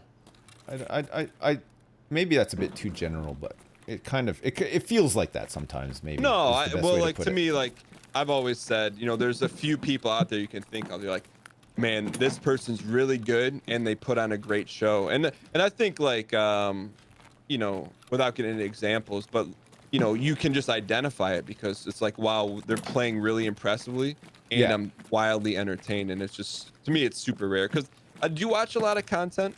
It depends like what game I'm into. Like Tarkov, if I'm getting back into it, I will probably watch people play it more. You know what I mean? Because it's the kind of game where like you can kind of pick up tricks from people who are far better at it than you, sort of thing. You know what I mean? Yeah. But generally no. Like I'm kind of like old fashioned. I just like watch TV or like watch shows and stuff. Like I'm not massively into like content and stuff. It really just depends on what it is. Hey, real quick, what quest do you have to do so I can start? For this one, I just got to kill scavs and I got to find shotguns. It's like the very first quest. I Okay, think, okay, so. cool. What do you watch? What do you watch? You watch American shows? You watch UK shows? What do you watch? Mix of both, like whatever's good. Like I finished watching this German show called Dark recently, which was a bit of a trip, but weird enough for me to like it, sort of thing. I like Twin Peaks, like David Lynch stuff. I like always seek that sort of stuff out. Yeah, it just depends really. I'm gonna start watching The Expanse, which is like sci-fi, I guess. Like I'm not, Okay. Did you not, leave like, the stuck building? on one thing. No, sorry, I went back down Okay. the hall. I'm like closer to the roadside of Okay. the building that we were in. Floor 2 or floor 1? Top floor still. Is that Okay. you at the end of Yeah, the that's me. hall? Okay. Okay. So what's one of your, if you're like, hey Dan, this is the best UK show of all time, you have to watch it. Do you have one? UK UK shows? I'm trying to think. What's a good UK show that I've seen? I like Ricky Gervais's stuff, which I'm not sure super translates to American audiences. Like the original Office, for example. You like the American Office, right? Yeah, You've been watching it? Yeah, I just finished it for the first time. Let's go in here, second floor. Sure. I like the American version, but I preferred the UK version. And it's just a lot more awkward, I guess. I don't know. There's the UK version's more awkward. Yeah, like actually, you'll cringe like out of your seat at times. It's so impossible to watch. But I kind of like that. I don't know. Yeah. Faulty Towers is a good one. Yeah, UK comedies. There's been a couple of good ones, but again, I'm not sure how well a lot of them translate to American audiences. You know. And I've lived here a long time, so I feel like I get the humor a bit more and stuff too. Like I've lived here for 17 years. Like I've spent all my adult life here. Oh shit, I didn't have that key, sorry. That was me making a lot of noise, by the way. Oh. There's a gun in here if you want it. Yeah, I mean like my thing is, and I haven't given it a full shot, but like I've never seen, my limited view of UK humor is Monty Python. Yeah. And I've never watched it. And I generally don't like laugh at that kind of stuff, but I've also never really given it a shot. And I also know that that's kind of like a small sample size. So I'm not really giving it like a small sample out. size. It's kind of like classic comedy, but it's so dated. Like I don't think anybody really rates it anymore. You know what I mean? There's been plenty of stuff that's come since that's been way better, sort of thing. Just trying to think. It's a good question, actually. There's a lot of really good UK stuff, but I'm trying to think of like what would be the sort of like 5-star like enterprise like for UK shows. Like, is there like a is The Office like the Seinfeld of the UK? Like, is that, because it was only on 2 seasons, right, in the UK? Seinfeld is... No, Your Office. Oh, Office, yeah. Sorry, yeah. It was two seasons and then a Christmas special. So like, and the seasons were like 6 episodes each. You know, like they're not, you know, like American seasons are like 30 episodes or whatever. So it's like, it's a short show, but, and then I guess you had like Extras. Did you ever watch Extras or hear of it? So it's by the same writing team that made The Office. Oh, sorry. It was just a story about a guy who was like an extra like on film sets and stuff, but it had like an episode with like Ben Stiller. There was one with like Robert De Niro, so there's like big actors in it, sort of thing. I think it was on HBO. Not sure. Unfold my stock. Why is it folded? Oh, this one. Whoops. Thank you, chat. Sorry, I forgot I had it folded. There was a show over here called Father Ted, which was really funny. What's the so the premise sounds like garbage. Okay, I'll explain it to you briefly, and you'll think, who would ever watch that? And I felt the same way until I actually took the time to watch it. It's about priests who live on this small island in Ireland. So there's like, yeah, there's like an older priest, a very old priest who's like an alcoholic. A sort of like middle-aged priest who's like sort of the ringleader of all of them, and this young sort of like dim-witted priest, and they have like a housekeeper who, you know, makes them their dinner and serves them tea and stuff like that. And they just live on this really rural, backward island, and the pacing of the show is very like, kind of like, it's funny, but it's like meandering at times and stuff as well. It's like there's like some slapstick and stuff, but like, if you explain that to somebody that you just think, that sounds stupid as hell, right? Like, it doesn't not sound appealing. It doesn't sound like it would even be funny, but it's probably one of the funniest shows I've ever seen, honestly. It's like, that's high praise. Yeah, yeah. Like, as far as UK shows go, like, it came out in the 90s, I think. Only Fools and Horses is good, but kind of like classic comedy, and also, I don't know if it translates very well to Americans. I don't even know if Father Ted does, really. Yeah, it's an odd one. I feel like the British sense of humor is just different to the American one, right? Like, yeah, and like when you talk about that, like I have this vision, you know, this idea of British humor, but I want to give it like a fair crack, and I don't feel like I've given that. So you'd say Father Ted Father Ted's a good one. But again, like I need more time. Let me put a list together for you. Okay, I'll curate a list of British comedies and then see what you think. Maybe I can convert you. But if you give this stuff a try and you like it, it's worth it. It's like there's definitely some good laughs there. But I mean, I grew up in Canada, so you know, Seinfeld, Simpsons, Friends in heavy syndication. You know, those are all shows I grew up watching. Like, I still love Seinfeld. Like, I'll go back and watch Seinfeld like anytime I see it on or whatever. You know what I mean? Like, yeah, no, I'm with you. I feel like and I know this is maybe a hot take. I really like Seinfeld. Like, very, very much enjoyed it. I feel like The Office. Well, and I've never seen the Seinfeld finale, but The Office finale, to me, I don't think I've seen a better finale, like two-parter, ever done. Like in terms of like a feel-good way. Yeah. I need to watch that. I kind of gave up on. I also recently watched The American Office for the first time after kind of dismissing it, thinking it wasn't going to be any good. But I didn't really have a basis for that. I just had this feeling that maybe it wouldn't be that good. And a lot of people were like recommending it, saying, just give it a try. It's actually really funny. The first couple of seasons are really strong or whatever.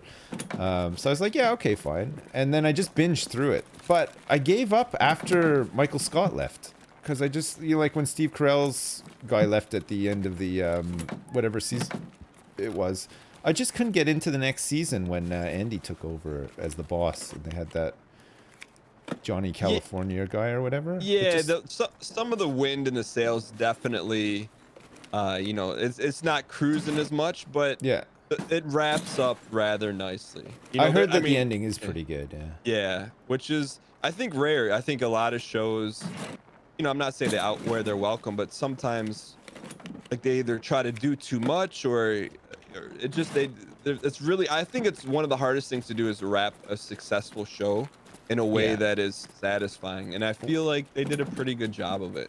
You know, one that ran for as long as that too. I mean, that was on TV for a long time, right?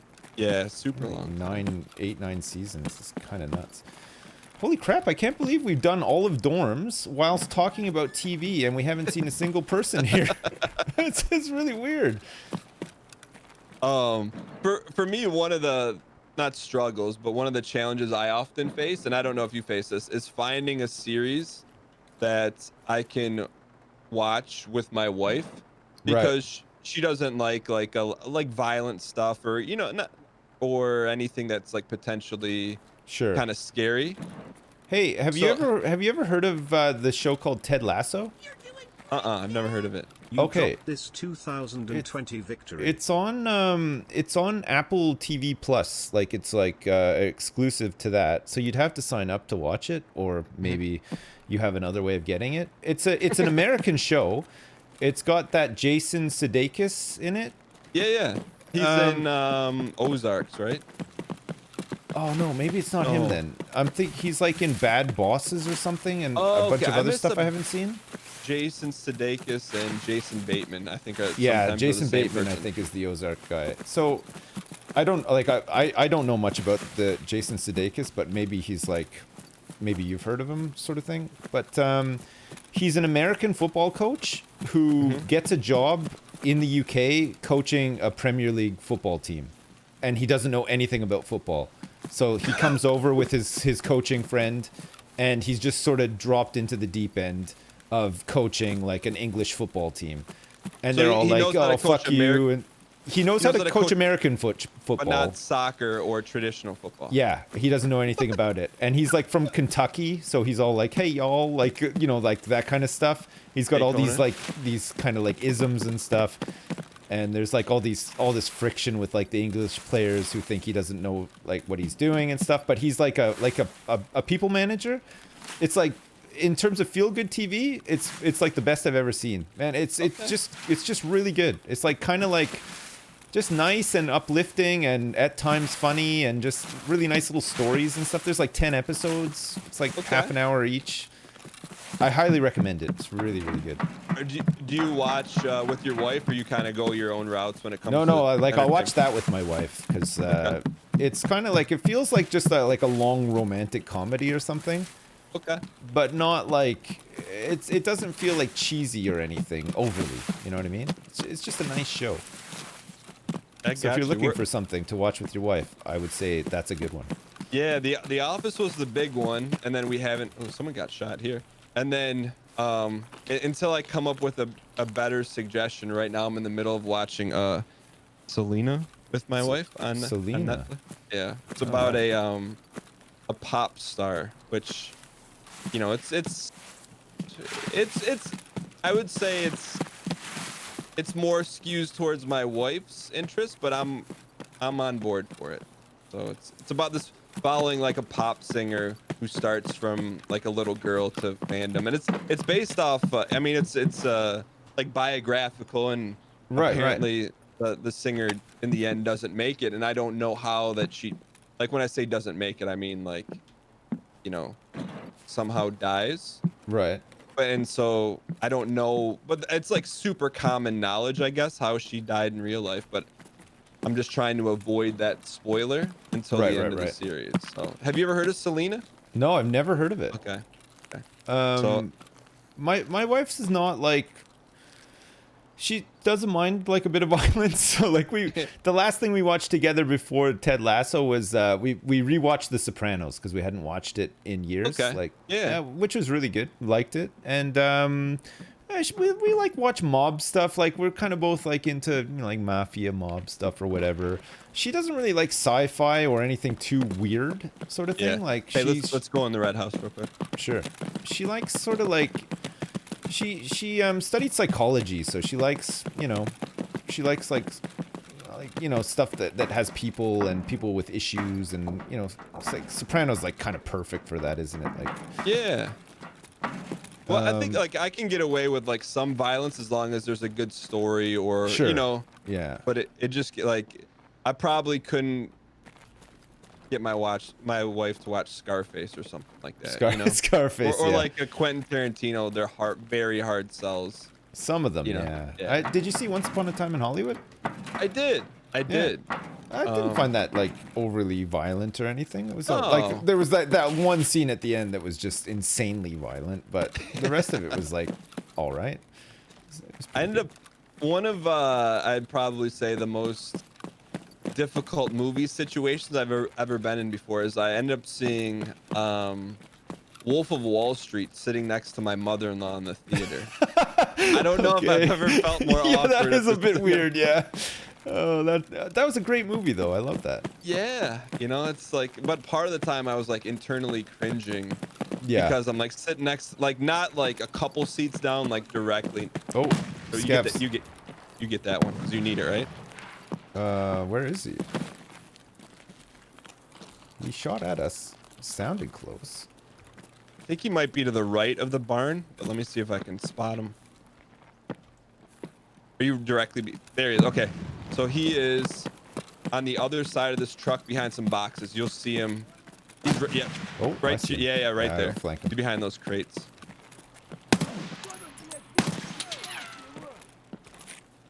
I'm gonna charge him. Okay. There you go. Oh, he's disappeared. Also, like I've heard the term. I mean, I don't know, and I never researched it either. But I like drug shows like Narcos and stuff like that. Oh, Narcos is really good. Yeah, we watched that too. That was a really good one. Have you seen Narcos Mexico? No, is it good?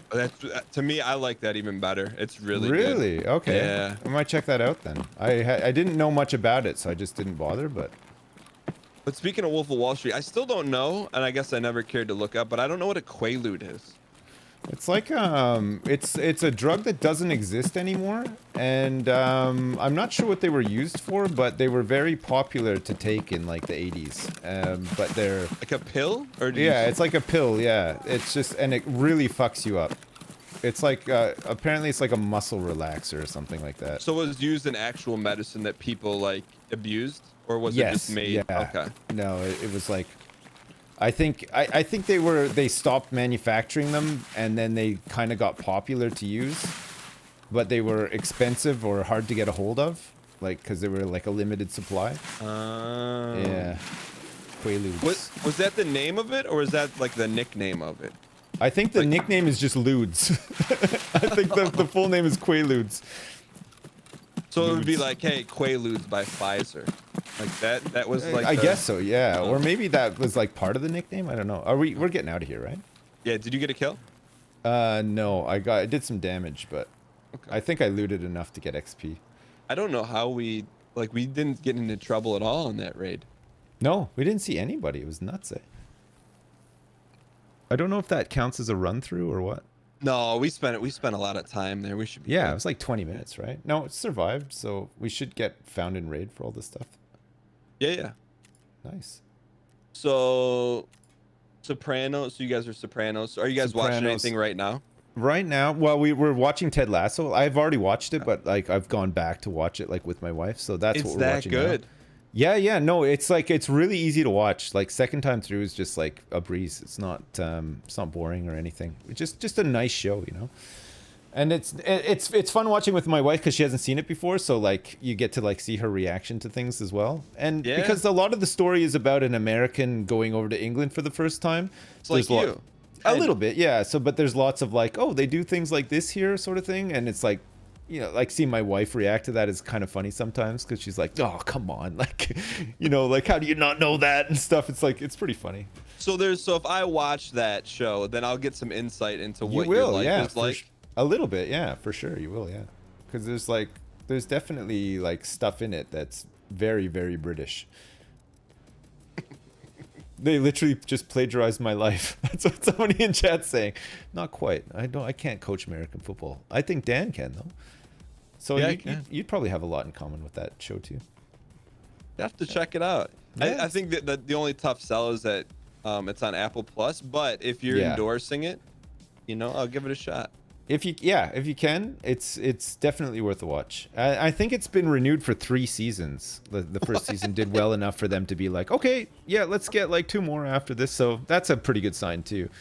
What else have we watched? We watched Sopranos, like I said. Oh, Better Call Saul. We really like Breaking Bad, so we've been watching Better Call Saul. We're all caught up with that now.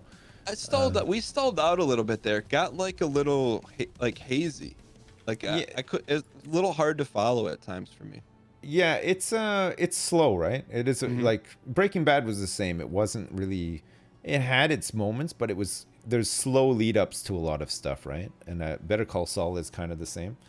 I don't know. It's I quite like it. I like the whole universe that they've created with Breaking Bad. All the characters, how they link together and stuff like that. It's kind of interesting, but Yeah, I think the get what you creator's mean. really I sharp. can see people sort of like finding it, you know, slow and burning out on it or whatever.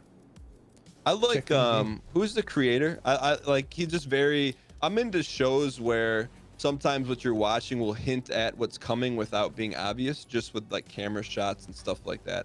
I really Yeah. like that kind of stuff. Yeah, his what's it? Is it Vince something? Gilligan. Yeah. Vince Gilligan. Yeah, it's really good. Do you want to do Scav or do you want to just go PMC again? Your call. I think we should. Well, it doesn't matter. Your What call. do you what's your normal flow? Do you do PMC Scav? Like do you do Scav as soon as it's up sort of thing or? No, I usually just run PM. This wipe, I've just been doing PMC. I've gotten very, very fortunate. I haven't had too many bad deaths, so I've just been kind of running my PMC because the Scav XP doesn't count towards your main guy. Yeah. You know? I'm good to run PMC. I did Okay. customs at like 12:30 or whatever. The left Okay, cool. customs Yeah. left. Cool. So, but now, like for you, where you're at in your life, like you can play games with your son. So you guys will play Minecraft and stuff together. Yeah, he's got like Smash Brothers and a couple of other games, and like he's at the age where his friend will come over, not now because of lockdown, but like his friend came over like the other weekend, and they played like split screen Minecraft on the Switch, and it just like, man, the nostalgia you get from seeing like kids doing that, because that's like the shit that we used to do when we were kids, right? Like Yeah. you'd get like a Nintendo 64 for Christmas, and all your friends came over to play GoldenEye or something, right? Like it was the same thing, and it's that level of excitement, you know, like because little kids just get excited about every goddamn thing. There's something really nice about it. So, yeah, he's at like a really, really good age for all that kind of stuff. Do they know about you in that world? Yeah, my son knows that like I'm on Twitch and I'm on YouTube and stuff, and he watches. He used to watch. He doesn't watch YouTube as much now, funnily enough. But a couple of years ago, he's really into watching it. Like, and he would seek out Minecraft Let's Players that were like child friendly, you know. But because I did a lot of Minecraft, I knew some of them, and so like, you know, I'd say, oh, I know that guy. Like, I play games with him sometimes. And he'd be like, no, you don't. Like, then he went through that the coolest phase. Dad in the He world, went through right? that phase where he's like, you don't know these people that I think are cool, sort of thing. It was pretty funny. But then one of them did like a custom video. He just like DM'd it to me in a tweet saying like, oh, hi Kurt, how are you doing? Stuff like your dad told me to do this for you or whatever. So then he was like, wow, really? Like, it was just like, just sort of like turned him around. It's pretty funny. But so are you a cool dad to him, or you're back to being uncool? I think I'm like fairly cool. Yeah, I don't think he seeks out doing stuff with me. Like he wants to play games with me and stuff. So I guess that's a good sign that maybe you're like kind of a cool dad. I don't know. Like it's hard to judge sometimes. Will you like I don't want to go down the parenting rabbit hole, but like, so you're playing Tarkov now. If he walked up, like, do they know when you're streaming, like, don't come in, or what's like, is there boundaries, or like? Well, yeah, more or less. I mean, I'm lucky because it's not in the house. You have to leave the house to actually come out here. Oh. Yeah, because it's a separate garage. It's not like attached to the house. So it's like, yeah. So it's like it's its own little building, right? So I can just like, you know, when we were doing Twitch sings, I could sing as loud as I wanted to and it wouldn't interrupt anybody, except for maybe people passing on the road or whatever. But yeah, it's actually a pretty good setup. Yeah, well, one time I streamed late at night and I was singing like a Beatles song, and really, really loud on Twitch sings, and my wife was asleep in the house and she could hear me. She like texted me. She's like, "What the fuck are you doing out there?" Oh man, I honestly thought somebody was gonna call the police. It was so loud, but. What song was it? Do you remember? It was "Oh Darling," you know, that Paul McCartney song from Abbey Road. I don't know if you're familiar with it. Where no, my knowledge of the Beatles is very, very slim. Okay, well, if you ever get a chance to listen to "Oh Darling" by the Beatles, listen to it, and it's a loud song. There's lots of like yelling in it, so I had to stay true to the Beatles and yell the song as well as best I could, but it was very loud. Isn't there like, I think, and I've never listened to a Beatles album front to back, but I think I would like the one that's like, not messed up, but avant-garde, which was about strawberries or something. What's that? Strawberry Fields? Isn't there like an album where it's off the wall a little bit? Yeah, their later stuff was kind of like that. Like, I'd say Strawberry Fields, what album was that on, chat? I can't even remember. Strawberry Fields, I think, was maybe on Magical Mystery Tour, or was it the White Album? Magical Mystery Tour, yeah, that's right. Magical Mystery Tour is kind of weird. Sgt. Pepper is really good. I think Sgt. Pepper's Lonely Hearts Club Band is their best album. Some people agree, some people don't. Abbey Road is, I think, generally considered one of their better albums, which is their last album before they broke up. And the White Album is like a double album that is very good, but for some people a little bit hit and miss. But I'd say that was more their like sort of like experimental stuff, studio stuff, you know? They weren't on tour when those albums were made. Why like did they break up? Their touring years were much earlier, and it was like the Hard Day's Night kind of stuff, you know? Love Me Do and like all those kind of songs. They broke up because they just got sick of each other, basically. Really? Yeah. They just knew each other. They started a band together from like a young age, and I think they were just all approaching their 30s, and they just kind of like had creative and artistic differences and stuff, and that was it. Whoa. To your left? He's running. How did he survive both of us? I don't know. I've got a really crappy gun though.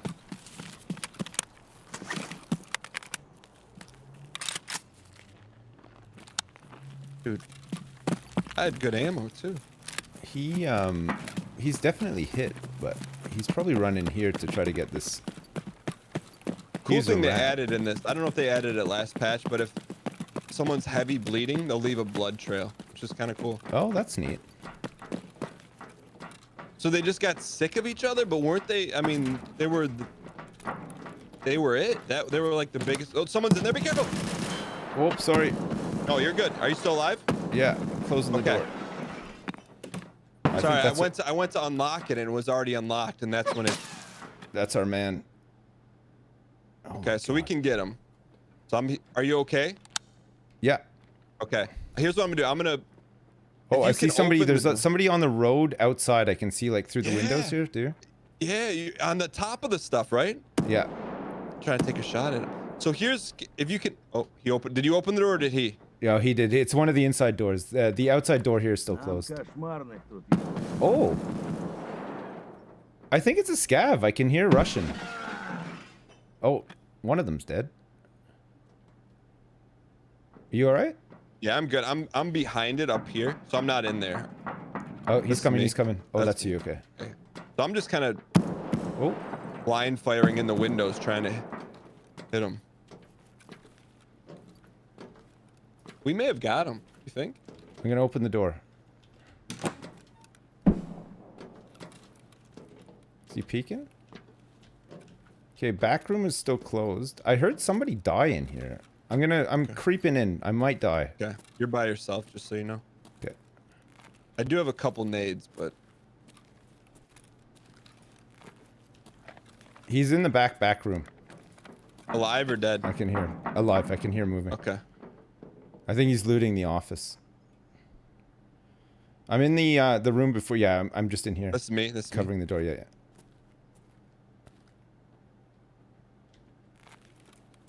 Here's what I'm gonna do. I'm gonna try this. If you open it, I can throw a nade in there, but this could end up great or. Okay, you ready? I'm going in 3. Okay. 1, 2, 3. He's dead. He's dead. He's dead. But I threw it anyway. Sorry. He must be really dead now. Oh, that's our man. Oh, that's a player. That's the guy. Nice. That's a good kill. Loot him. Loot him. That's good. That's the guy that we were chasing. I just got tagged. I gotta be careful. There's someone out in the. Oh, you got there's meds? someone out in the parking lot. Yeah, I'm good. I'm good. Okay. That's a good kill. Oh, he had a decent gun on him. I don't know why he didn't turn on us. But didn't you hear a scav talking too? Maybe I did. Yeah. He might have killed one outside or something. Maybe it just sounded closer than it was. I don't know. Yeah, I'm just gonna watch guard here. The guy's got a decent gun. I'm gonna take it. Be careful by that window. Yeah.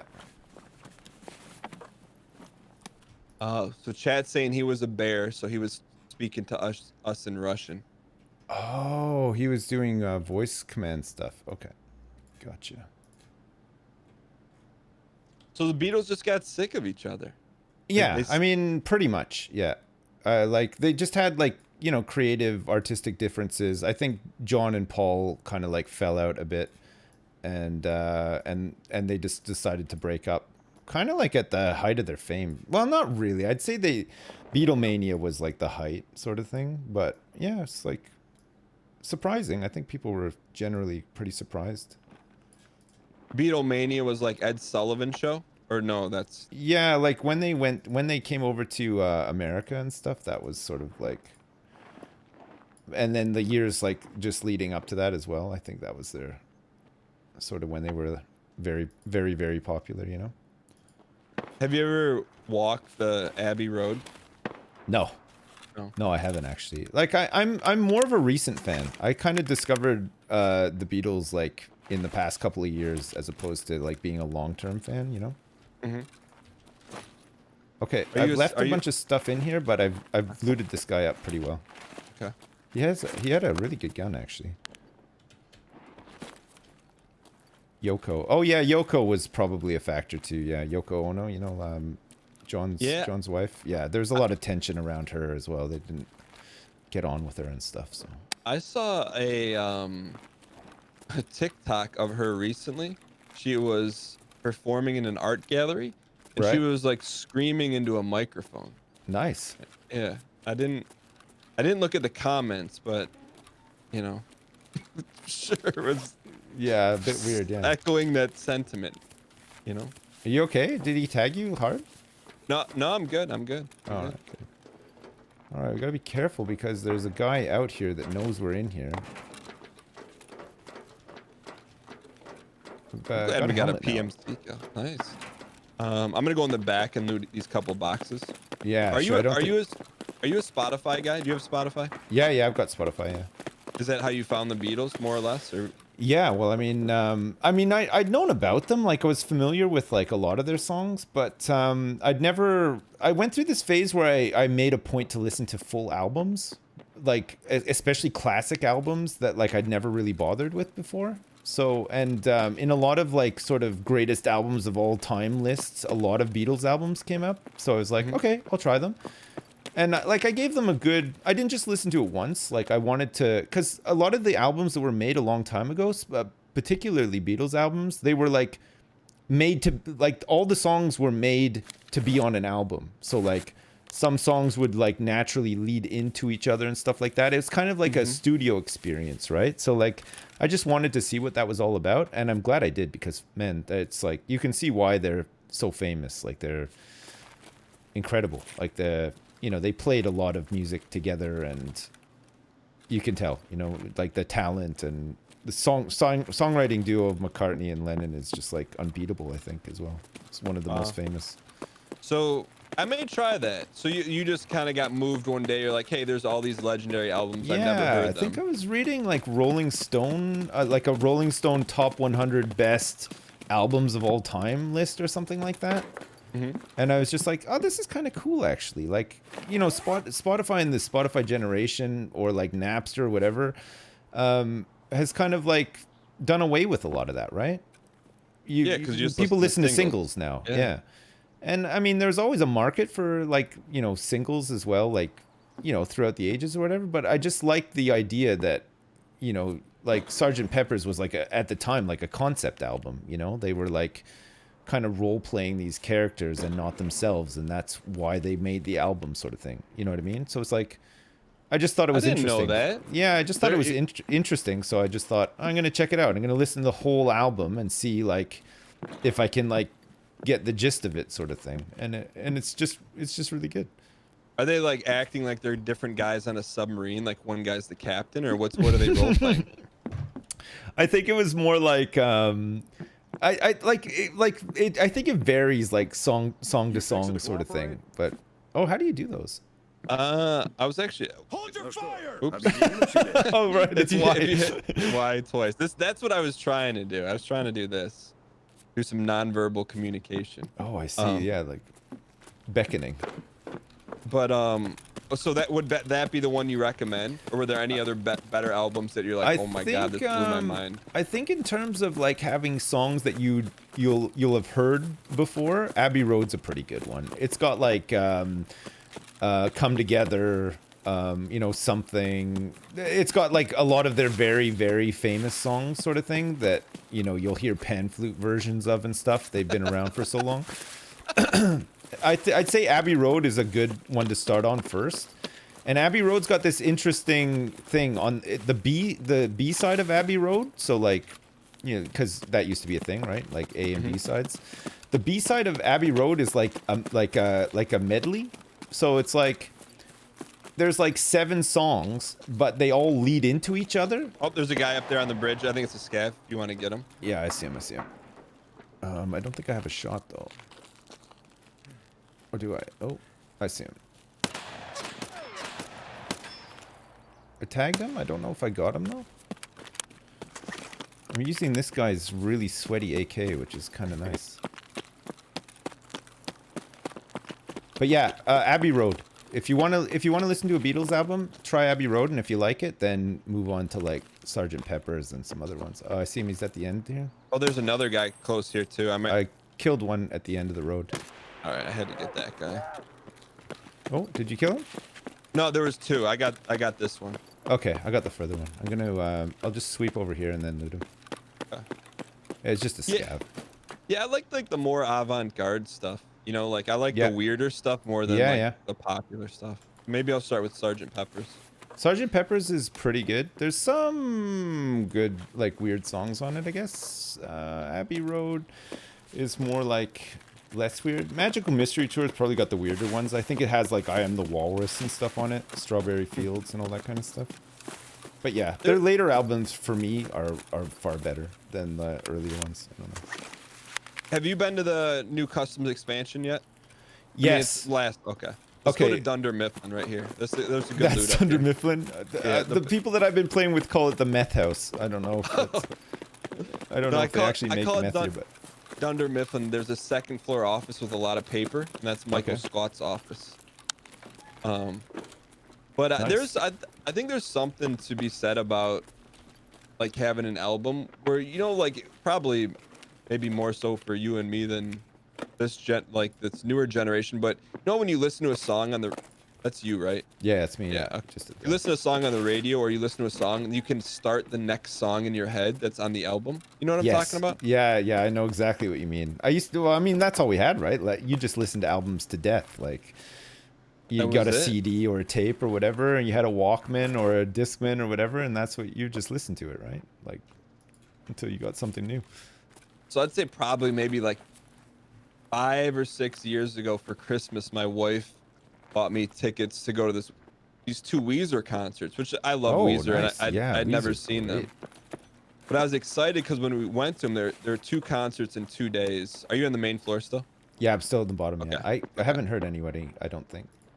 And the concerts, the first one was Pinkerton, where they played the entire album front to back. So Pinkerton like imagine is going such a good album too. It's such a good album. I think, well, Pinkerton's like my favorite album of theirs.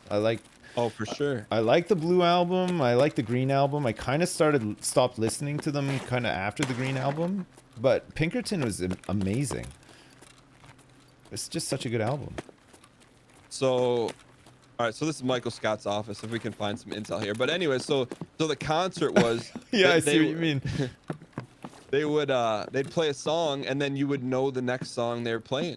Yeah. It was just an incredible experience. And That's awesome. then the next night they did the Blue album. And I'm not like a huge concert guy, but that was, for me, that was probably the best one I'd ever been to. Yeah, it helps, like, because sometimes you go to a concert of a band where you're like, I know them, I've heard some of their songs, but I don't know all of their songs. But I've been to a couple of concerts where I've known every song, and they're always the best ones, right? Like, they're just...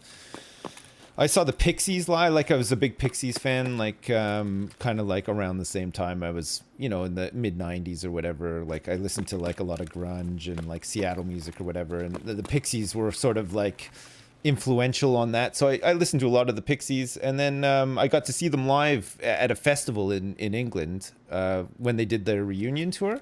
Because I would have been too young to go see them when they were still, What's like their big touring, song so- that probably Where's My Mind, you know, like the end of Fight Club Where when the is towers. my mind? Yeah, that one. It's on like Rock Band too or something. Probably, yeah. That's like okay. their most famous, but like they've had a lot of like big songs that you probably wouldn't realize it was them, sort of thing. They're that kind of band. Yeah. But yeah, so I saw them, and that was really awesome. And then like 2 years ago, just like for some reason, I listened to a lot of hip hop in the 90s as well, like sort of like mid 90s, like, you know, like the golden era of hip hop or whatever. Now you're talking my language. Yeah, so I went to see, just randomly, okay, I follow Ghostface Killah on Twitter, and he's like, I'm gonna be in Bristol, which is like an hour away and where the Ogscast are based. So I before COVID, I'd go over there all the time. Like, they have an office over there. I'd go over, catch up with people, do some content or whatever. And he's like, yeah, I'm doing a show in Bristol. So I was like, oh fuck. So I bought like 10 tickets, and then I asked a bunch of people, like, come with me to this Ghostface concert, it'll be great, I promise. Like, you know, it's a hip-hop show, whatever, we'll go. And so people are like, okay, sure, like, I guess. And then so we go to the show, and it's like, I was expecting it to be good, but I thought Ghostface releases like an album or two a year, so like I thought it would just Still? be kind of like, yeah, still, it's unbelievable. So I thought it would just be like him, you know, promoting a new album or whatever. And, you know, maybe say, like, maybe he would like play, like do some older stuff, but like predominantly new stuff.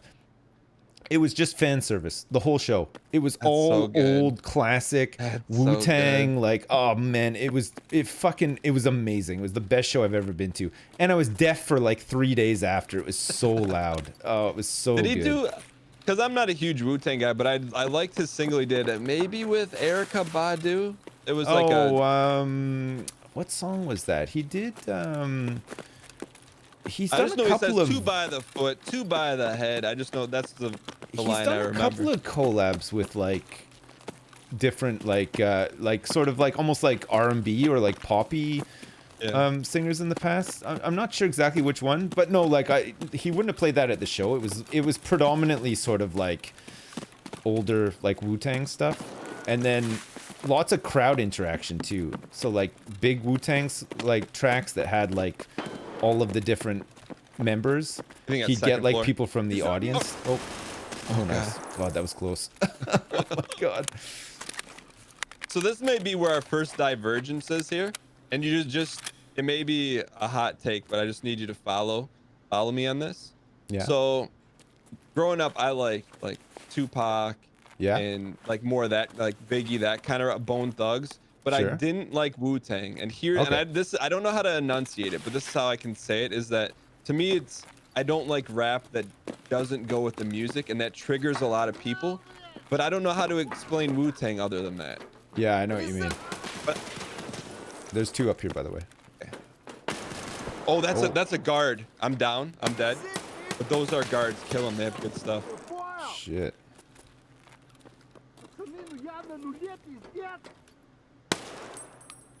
Oh my God, this guy's taking hits through the helmet. Yeah, I wonder if Rashala's around. He smoked you. Holy shit. Yeah, I got toasted. Take your time though. Yeah, oh my God, I got the whole crew here. This guy dead? I had a couple nades on my body. I'm dead. Oh shit, I rushed the guy that I thought was dead. Oh my God, yeah, they were all down there, Rashala's dudes. Oh. We could have had, oh man, I had good shit there too. Yeah, that is Tarkov for you, isn't it? Holy crap, I had good stuff. I killed Reddick Badouche. A scav. Did you get the kill on the PMC? I did not. I don't think so. I went by pretty quick. So how the hell did he die then? He must have gotten sniped from the guy that was down in the... Yeah, I think I got... I think I put his tag in my my pouch. I know what you mean. You know, for me, it was the opposite. I listened to East Coast hip hop growing up, and I never really listened to too much Tupac or like Bone Thugs, or like I remember them being really popular because like that was when they really exploded or whatever. But I listened to lots of like...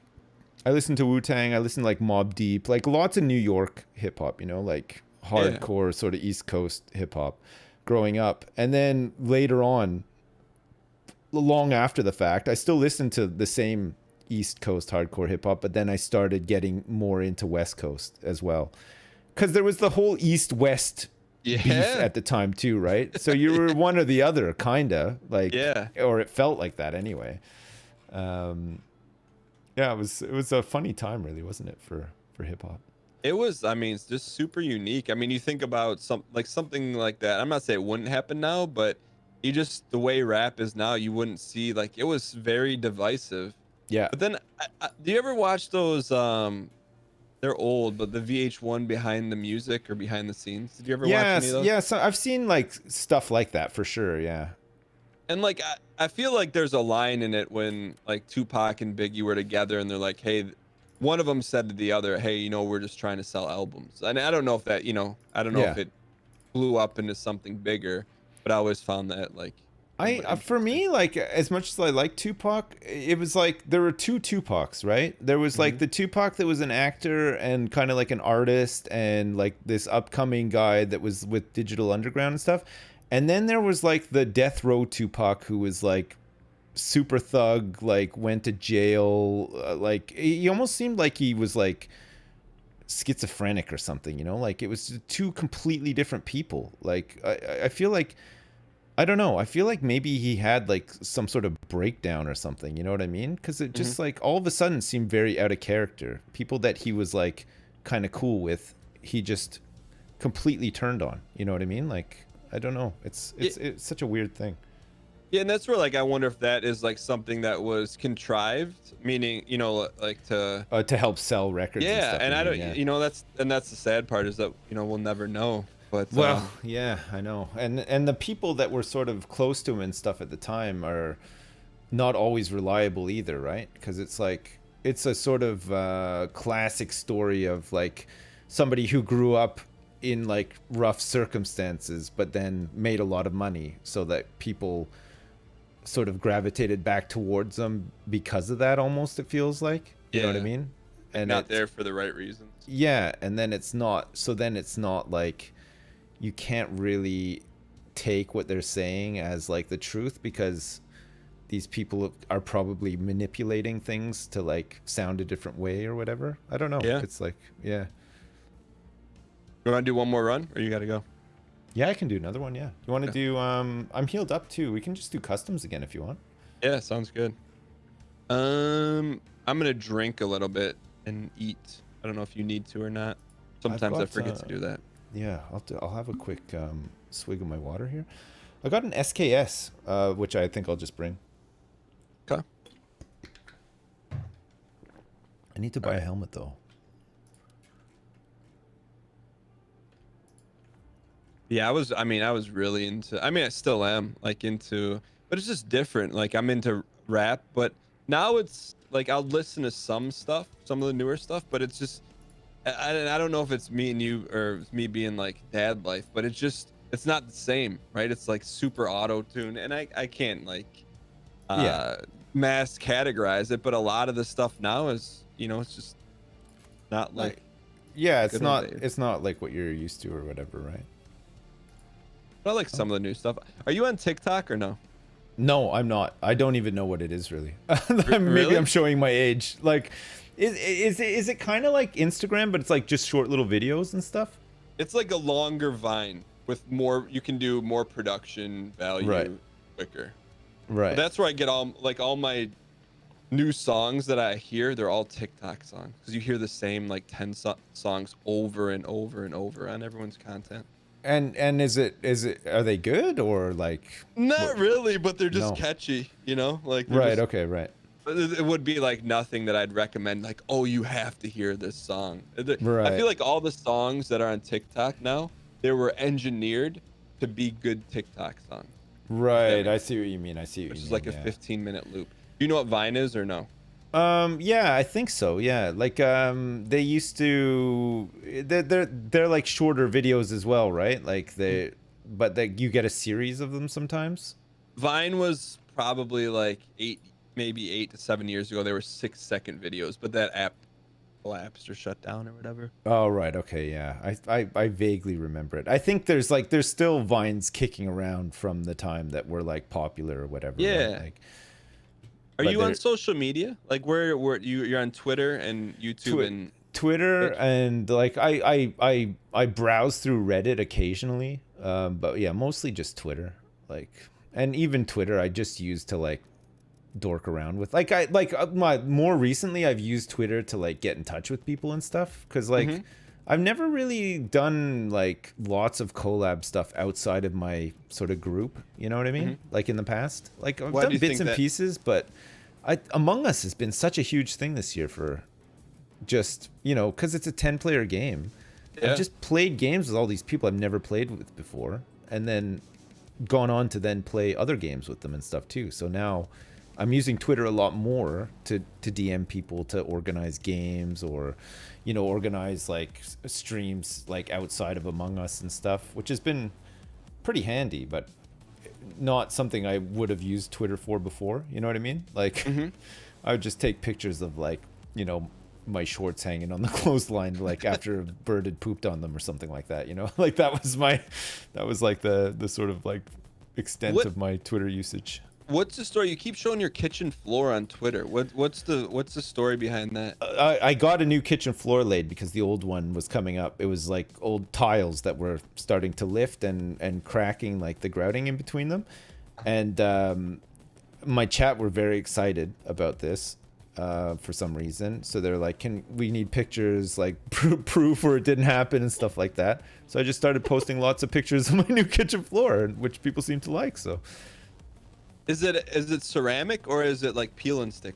It's tile? not like peel. It's like they're tiles. Like the old ones were ceramic. The new ones are kind of like not ceramic, and it's called like Amtico. I don't know if you have it in America, but it's like it's kind of like it's like some like weird sort of plastic wood sort of like hybrid thing. It looks like ceramic, but it's not. It's like a lot harder wearing and warmer and stuff like that. It's good stuff actually. It's good with kids too because our floor just takes a battering, you know, like they're always dropping stuff on it and stuff like that. So the old ceramic tiles, one of them had cracked and it was like really sharp and like threatening to stab people and stuff. So rather than just getting one tile replaced, which would have been a nightmare, we just opted to get the whole thing done. It was a much bigger job than we thought it was going to be as well. But actually, kind of like one of the highlights of 2020 for me. Was getting a new kitchen floor. Yeah, hell yeah, God, it was exciting. Yeah. And then you have like you take like animal pictures on the floor. Is that like some? Oh no, that's that was I was telling my son about the Mandalorian. You know, the Baby Yoda. Yeah. He knows he's seen Baby Yoda and stuff. He knows about it, but. I did a search for it because he's like, what's the name? And I forgot what his name was, even though I'd watched season 2. So I searched for it. And then this thing came up and it was like, view him in 3D. So I was like, okay, like I'll view him in 3D and then I can show my son Baby Yoda in 3D. And then it's like, view in your space. And I was like, what the fuck is that? So I did view in your space and it opens the camera and it like superimposes him like on your camera, like an AR sort of thing. So I was like, okay, this is kind of cool. And then it turned out that there was like all this other stuff, like a horse and cows and like a bear and stuff like that. So I took a bunch of pictures of like, because my kids were getting like a huge kick out of it. They're like, take a picture of me with the bear and stuff like that. So I took all these pictures of them like acting like they were scared of this bear that wasn't there and like a cow and everything. But then I took a whole bunch of other ones that didn't work where the animal's like floating in the air and stuff. And those are the ones I put on Twitter. I don't really post a lot of pictures of my kids like on Twitter and stuff because it's like kind of weird. But I don't know. I don't know if you feel the same, but like... Yeah. My take on that, I've talked to Ryan a little bit about it, is and my big thing is no judgment zone. If you post pictures of your kids, I don't care. Yeah, it's up to you. But for me, like, I don't know, I want it to be their decision. You know what I mean? Yeah. Like, they're like, hey, what if they're with 13 and like, Dad, you didn't need to post a picture of me every 3 weeks? I'm like, you're not wrong, Yeah. So I think part of that and partially too, I'm just protective. Like you just don't want to. I mean, as a dad, your number one goal is just to protect your kids. So I don't want to do anything that could potentially, The world is such a weird place now. It feels a lot weirder than when I was a kid. Like I wouldn't let my kids play outside like I used to play outside when I was a kid, for example. Like I don't know. It just feels different, right? Like.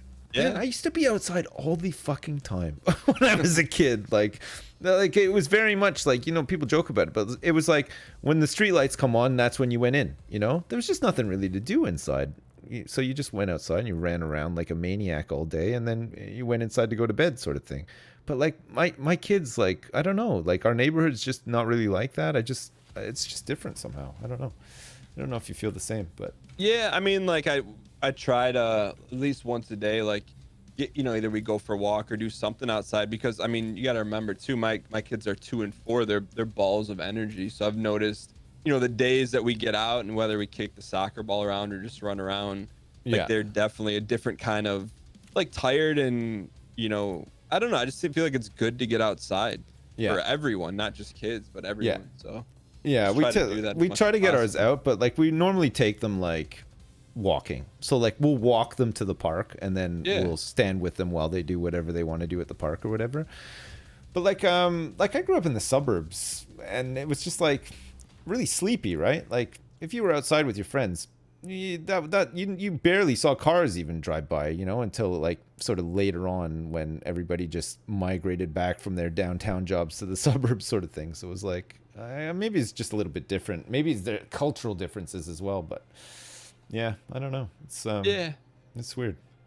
Yeah, the thing that I'm like, I guess the only thing that I'm concerned about a lot of things. The thing I'm concerned about with kids is that, like, if someone's on their phone, like, they could see anything, right? Yeah. You know, like when me and you, if we wanted to get into trouble, like, we had to go to the computer if we were lucky in our house, go on the internet, fire up the modem, which would wake up the whole house, and then you could, like, maybe you could see Yeah. something that, you know.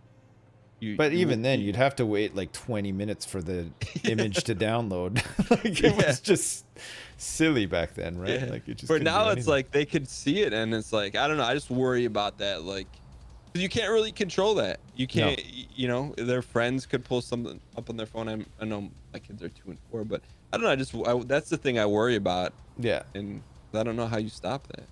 Yeah, I think it's just like, I feel like my parents, my upbringing, the time that I was brought up in, and similar to like my friends and stuff, like parenting was a lot less hands-on back then. Like my parents were kind of interested in what I was doing, but not really. You know what I mean? Like they were very happy for like us to just go in the basement and play video games or whatever, you know, because that's what kids did. You know what I mean? Like you go to like big family dinners and there was like a separate table for kids, like a little table that kids sat at and stuff. You know what I mean? It was like adults do this, kids do that sort of thing. But like I find like with the way that we're raising like our kids and similarly other parents that we know and stuff as well, everybody's a lot more hands-on these days, right? Like you're really in your kids' business. You want to know what they're doing. You want to know what they're watching and stuff like that, whether it's okay for them to watch it and everything. I don't know. It feels completely different somehow, but maybe every generation feels that way as well. Like, you know, maybe my parents at the time are like, I'm completely different to the way I was raised, or I don't know. It's just like you're constantly second guessing yourself as a parent though, right? It's just like the nature of it, I guess. I feel like if you look at like Elvis, right? Elvis came out and the parents like, oh, he's going to ruin everything. And then I don't know what it was our generation. Video games, you think? Yeah, probably video game. Well, video games and explicit warnings on albums. Remember, like, it was kind of like that kind of stuff, right? Censorship or attempted censorship of certain things and whatnot. Yeah. I don't know. I don't know what this, you know, this our kids were gonna have to worry about. I mean, cell phones, I guess, you know, because cell 4chan. phones. Are, 4chan and stuff like that. Maybe, I don't know. Yeah, it's weird. Well, I guess our kids probably won't have to worry about that. There'll be something else for sure. But yeah, likely it'll be some garbage social media that, you know, lends itself very well to getting bullied at school or whatever. Like I'm not even getting my son a phone until he's like almost an adult. You know what I mean? Like I don't want him to have a cell phone. What the hell does he need that for? I don't even really need one half the time. Like if I don't need one, he doesn't need one. That's how how else would you post kitchen floor pictures to the internet though? Well, that's true. That's a good point actually. But see, I can sort of justify that as a business expense, right? Like because it's my job. It's not his job to post pictures of a kitchen floor on social media yet. It might be soon though. So I feel like we've had, even though we've gotten wiped a little bit in Tarkov, I feel like we've had some decent runs. Like we have had decent runs, considering like we've also been chatting like the whole time. It's been it's gone surprisingly well, right? Yeah, and that was my concern about like us being able to talk, and like, because you can talk during a lot of games, but Tarkov is one of those games where, you know, you really kind of got to pay attention. But I think maybe we've just got a lucky roll of the dice so far. It's a weird game the way that it flows too, because there's lots of time when nothing's happening, but then the times where stuff is happening, you sort of like got to really concentrate and hunker down. But then having said that, if you're just running through a map and not paying any attention whatsoever, you're probably just gonna get sniped as well, right?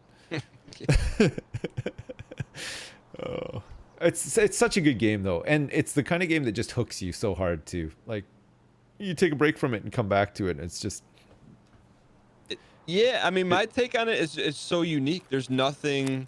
What game can? Okay, this is an interesting spawn. We should. Let's go this way. Where are we even? We're in between. Oh, I know where we are. Yeah. Which way are you going, down? Yeah, let's go down and across. I want to go away from a player spawn so we don't run into. Sure. Yeah, that's me. That's me. But just I don't know. There's nothing to me. There's nothing else like this. I always tell my chat it's the first time I've felt this kind of consequence in a game since I played Ultima Online. Like Ultima Online was like a full loot PvP MMO. Yeah. Because most games now you can't lose everything like you can. No, in this game, I know. you know? Lots of that stuff has been taken out of games, right? Yeah. Like, top looks clear to the right, left as well. Oh yeah, you're there. That's me. You want to go? Like, do you have like or? Yeah, let's go dorms. Do you have like a favorite nostalgic game that you look back on and you're like, that was one of my favorite times?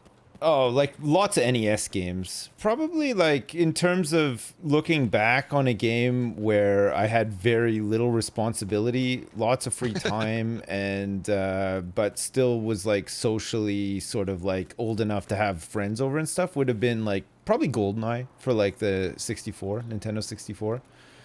Mario Kart for the Super NES was a good one as well. Like those are just like really fun games. Like, you know, your friends would come over and you just play them like all night or whatever. Like, yeah. I remember like having like when we were younger, we'd have like big sleepovers like at my friend's house. We'd just like be like 10 of us in his basement just like playing GoldenEye or whatever. Like, were you an odd job guy or were you anti odd job? Oh, I just play whatever. Like we'd gotten so good we didn't even need the aim thing or anything. Like it was insane. We played it so much. I'm gonna go top floor. Oh, you can't go top floor. Whoops. I kind of missed. I never got into GoldenEye. Oh, nice. Nice. Scav. I never got into GoldenEye because I was, you know, I played like Wolfenstein and Doom, so it kind of felt like, for me, I'd rather play an FPS game there. But yeah, it grabbed a lot. Like all my friends would play it that were into games. Doom was great too. I like Doom. Did you ever use like BBSs, like bulletin board services or anything? Yeah, did you ever get into any of that stuff? Like I had Prodigy. Did you ever have Prodigy as a kid? I heard of it. I didn't have it, but I have heard of it. That was probably like one of the first things that I did. But we had AOL, but Prodigy was a dial-up, like pseudo BBS type deal. Right. Kind of like CompuServe sort of thing. Yeah, it's kind of like that. Kind of like that. But it was like a lot of just text and not a lot of really interesting things to do. Is there anyone? I'm just looting down that. You're still on second floor? Still on second floor. Still just down this corridor. I don't know if anybody's coming up. I thought I heard something, but stairway looks clear. Flashlight. See a flashlight? Yeah, I see you over there. Okay, yeah. that's me. Just the same floor as me still. What was your first online service, or did you have? You remember what you had? The first sort of like MMO sort of game that I played was probably Star Wars Galaxies. Do you remember that? Oh, I never played it, but I heard like, people that played. I got a buddy Mathis just said it was like the best thing in the world because you had a lot of freedom, right? In that game. Oh yeah, you're friends with Mathis, right? I saw Mathis. When was the last time I saw Mathis actually? I saw him at he came to Sweden for PDXCon one year. I think that's the first time I met him actually. We played City Skylines in like this thing that we did there. And then I saw him again recently. Where the hell did I see him? I did something with him recently, but I can't remember what it is now. Yeah, Mathis is great. He's really nice. How far back do you go with Mathis? He's like who I would consider my first like online friend in this like content creation space. Right. Like we connected through Twitter and we met at one of the PAXs, and then he kind of set up this deceptive lunch with me and Northern Lion and I've read about that. Yeah. So you guys were duped into thinking that each other wanted to have a lunch together. Mathis is like, hey, Northern Lion wants to have lunch with you, and then he told Northern Lion, hey, Dan wants to have lunch with you, And he just did it because he thought that we would get along and, Yeah. make fun stuff together, all Oh three of man, us. that's hilarious. But no, he's a good dude, man, and his like podcast is really blown up. He does like Yeah, he does like Chilluminati, right? With Yeah. Jesse and who else is in that? Jesse Cox and Krendor, I think. Is it Krendor? I think it's Oh crap, sorry. a guy who like specializes in that kind of stuff. I think like the. Oh, okay. I thought it was Krendor, but maybe not. Oh, was there anything good in the marked room? Yeah, I got 2 guns. You want one? I've got a Vepr from that scan. Yeah, let me give you a better gun. Here. I'm just in the kitchen. Okay. But I've never like I kind of avoid that stuff like supernatural stuff. I don't know why. But so I've never heard it, but I know the podcast does really well. Yeah. Are you into that stuff at all? Like supernatural stuff? Not like overly. Like I'm interested enough in it, I guess. Do you think there's aliens, like real aliens? I don't know. I mean, out there somewhere, I feel like there has to be, right? Like, I don't think we're in this entire universe alone. But I'm not sure what form they would come in. You know what I mean? I don't think it's like some gray, skinny guy that kind of looks like a humanoid smoking a doobie. You know what I mean? But like, maybe it's like a Jabba the Hutt or something. You know what I mean? Like that's how I kind of look at it. I don't know if that's right or whatever, but Do you think they have like? Do you think here's a valid question. Not that no questions aren't valid. Do you think there's any aliens out there with like super tech? Maybe we never see them, but do you think they have better tech than us? Again, somewhere out there, I'm sure, but Yeah. maybe not good enough tech to reach us and vice versa, sort of thing. You know what I mean? Yeah. I don't think that there's a program of aliens visiting our planet that's being like, hidden by the U.S. government or something like that. I'm not sure. What do you I think believe Area that. 51 is? Do you think it's just like military testing? I guess so. Yeah. I mean, I don't know. I haven't really like spent a heck of a lot of time thinking about it. You know what I mean? Like it's just, I don't know. Are you said you're not really into that kind of stuff? No, I'm not. But but I'm also like you. I've not done any research, and all the research. I think maybe I was influenced as a kid.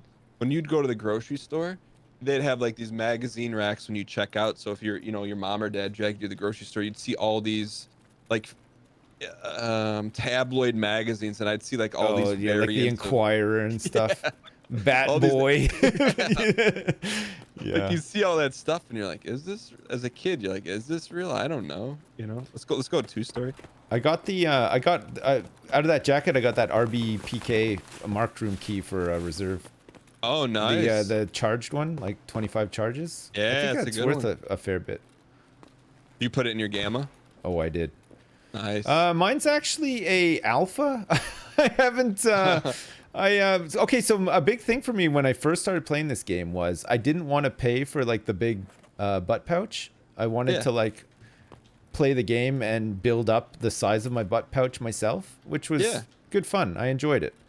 So I still never have bought like the premium version of this game. That I can understand that. Yeah. I couldn't do that I mean, I love the game, but also I'm addicted to loot.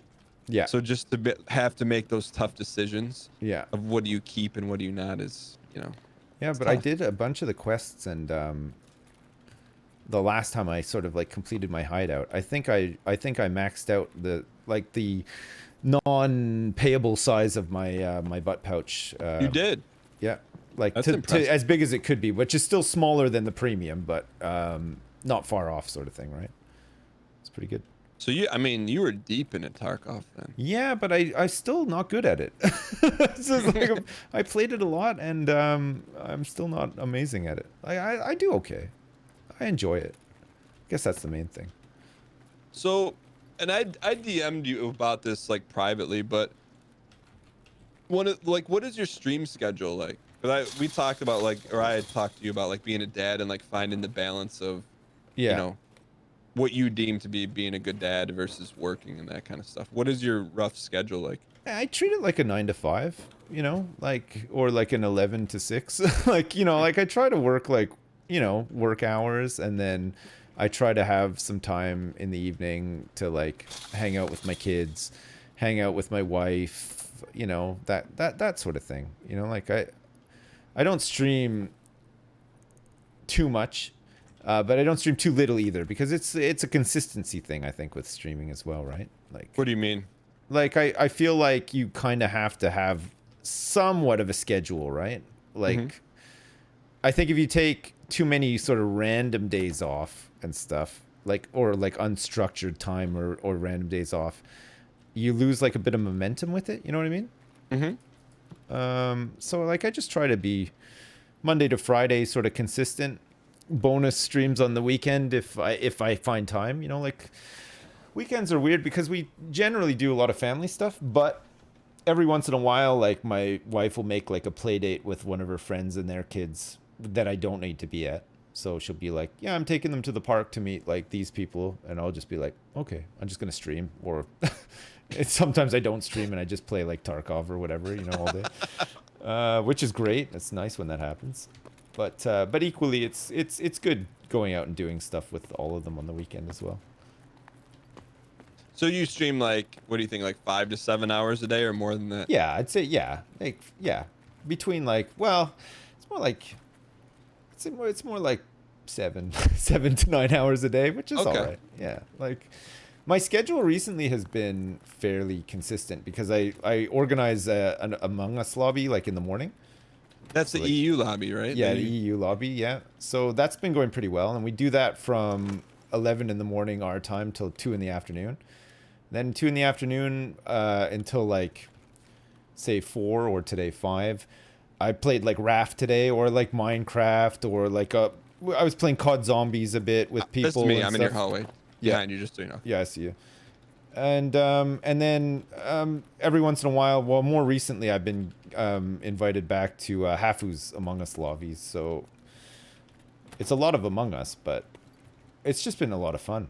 I've really enjoyed it, and it's just been nice meeting different people and hanging out with them and stuff too. So Yeah. consistency wise, I've been really good recently.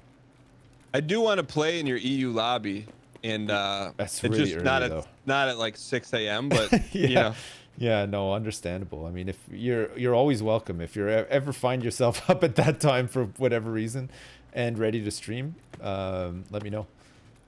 I'm like I'm a big planner. So like if I'm doing like you know, something like this, Yeah. like I like to plan it out as much as possible, and I think that's Right. what maybe one of my like good things and bad things, and like same thing with like a Hafu lobby. But so when do you normally do your EU? What time is your 11 o'clock GMT. So I guess that's what, like 6 a.m. for you. It's 5. We're 5 hours difference, right? You're on Eastern. Yeah, I'm Eastern. So Yeah. you're +5. Yeah. So yeah. So 11 o'clock, and then we normally play for like 3 hours. So like till 2. Okay. And then I don't know like what your thoughts are on this, but like I have a lunch break, but I just leave my stream on. I just play jazz for people, and like, so there's the chair stream for like 20 minutes a day, where you just see my chair and music. But like I usually go have some lunch and stuff, and then come back and then play something else. And then either play something like kind of like around this time to like, you know, early evening, and then go in for dinner. Or if I have something to do, like around Christmas, sometimes I take off a bit earlier, like if we have to go buy tree or, you know, whatever, like family stuff. You want to go out this way? Yeah, we can go out this way. What exfil do we have? We have ZB1011 and ZB013, so all behind the factory. Yeah. Probably head that way. Oh,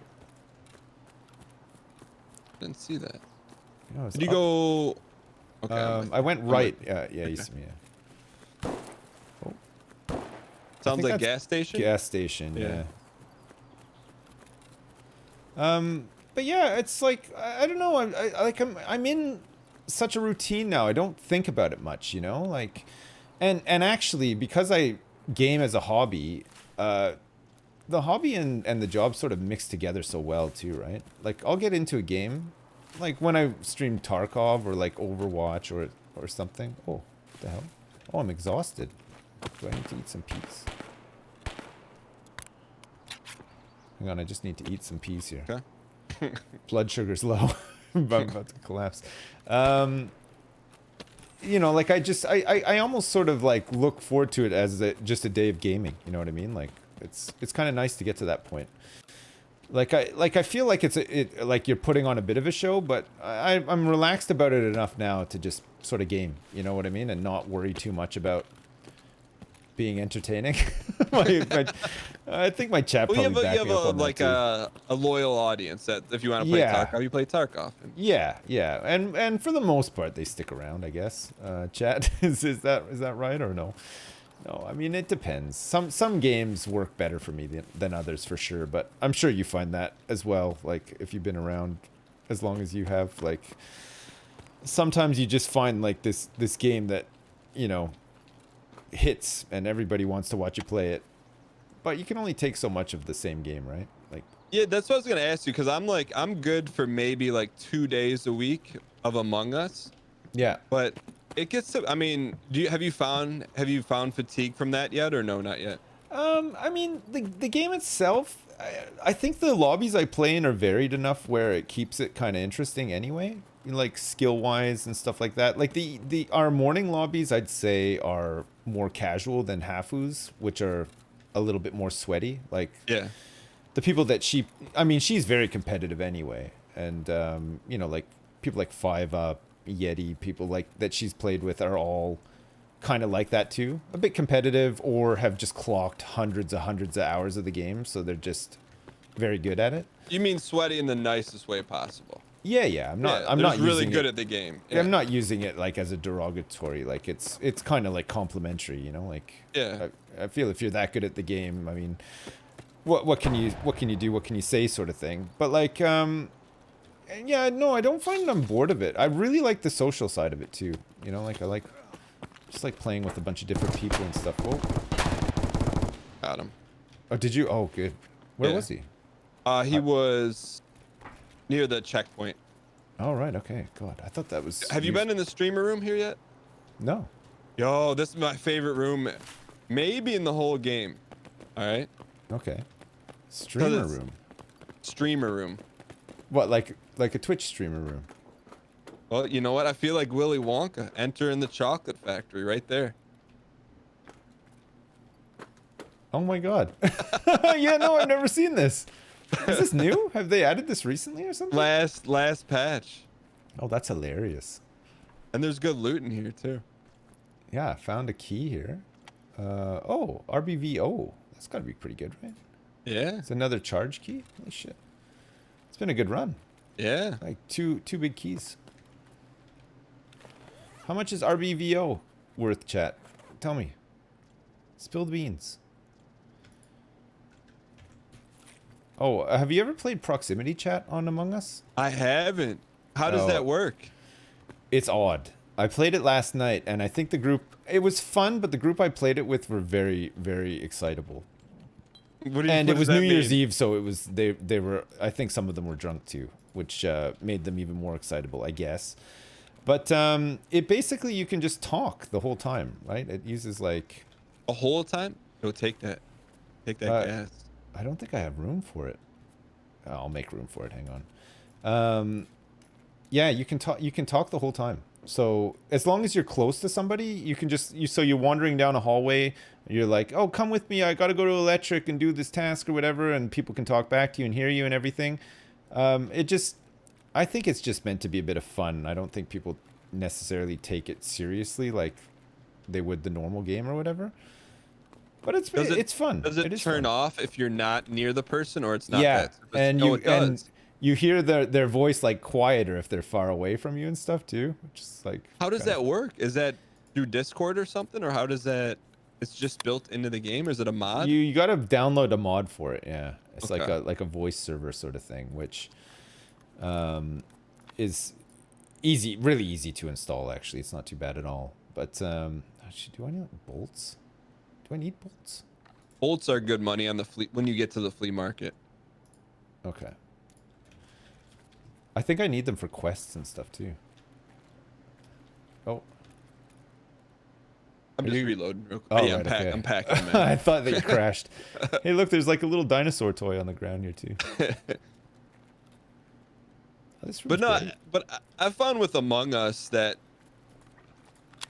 I feel like you gotta sometimes, even if it's me, I'm okay with it. Sometimes you gotta have like sheep to slaughter, Yeah. meaning that because then it's just more fun. Like if you have like a little bit of chaos or someone who isn't like, that's why I like playing in those lobbies, is because everyone's really good. Yeah. And I'm not. So like, whoa, someone's in the corner. Oh, okay, I got him. Oh, you got him. Holy shit. That's hilarious. I wasn't expecting that. Is he just a scav? Oh, yeah, he is. Oh my god, that's hilarious. Hey, is MP153 the one I need for the quest? Yes. No, 133. You need the shorter one. Is that a long one? Oh, yeah, it is. I'm going to take it anyway, though. I'll take Yeah. it instead of the SKS. SKSs are fairly easy to come by, aren't they? Kind of cheap. Kind of like a shotgun, actually.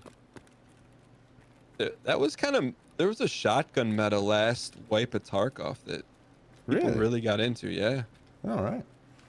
So we're close to extract here, right? We can just go at the back here and... Yeah. Get to Are you fully ZB. looted? Yeah, pretty much. Yeah, I don't have much space. I think there's like the graphics card van on the way that we can check, and then other than that, though, I think we're pretty good, right? Okay. Let me get behind you. Where are you at? I just went out the side door here. There you Okay. go. Yeah.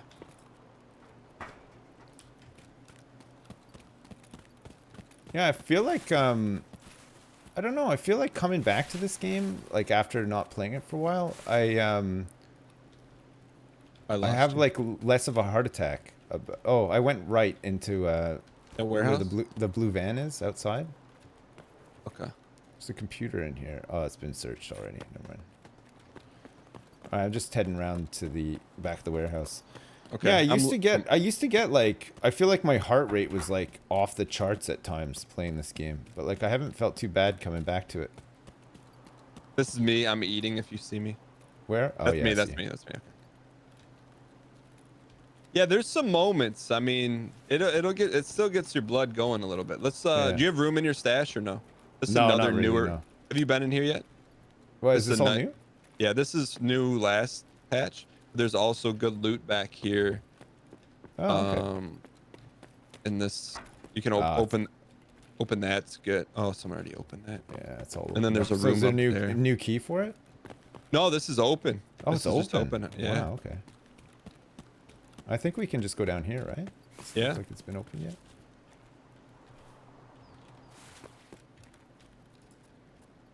Yeah, we're all good.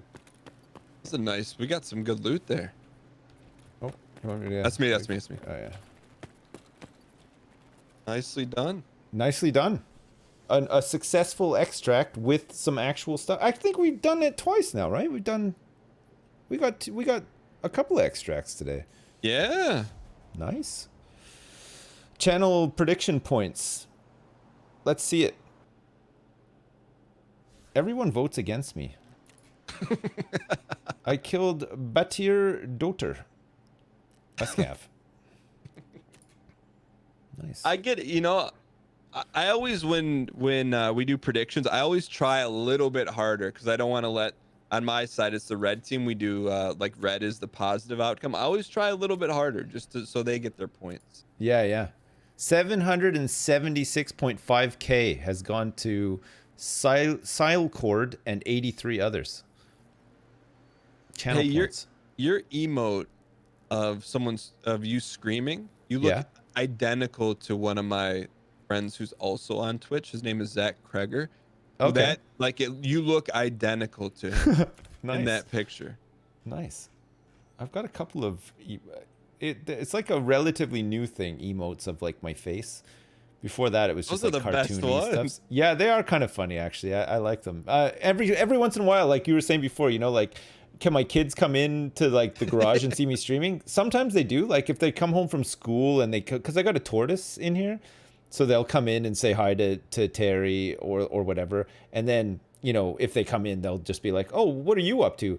They'll come in, and if they look on like my second monitor at chat and they see like my little face, like emotes, they're like, hey, look, it's you, like a million times. Like, it's really funny. They get a Do kick out of it. they comprehend what you do for a job, or is it? Yeah, do like they my not? my son gets it. My daughter just thinks I play video games all day, which I kind of do, to be fair. But she's like, she like at her age as well. She's like, oh, you don't actually do real work. Like you just play video games. It's pretty funny. She's like 5 years old. I don't know how she knows this, that I don't actually do any work all day, but there you go. Does your son's friends know? Yeah, I think some of them do, but again, like the kind of people that they know about on all this are like mostly Minecraft people who sort of appeal to like a younger audience. Okay. So it's not like they wouldn't have heard of me, and I would hope that they never watch my content because all I do is make like dick and Glad to fart see jokes all Dad the is time. playing post overly 2020 appropriate. simulator. Happy New Year, everyone. You know what I mean? Yeah, no, I get it. Do you ever get recognized on your island?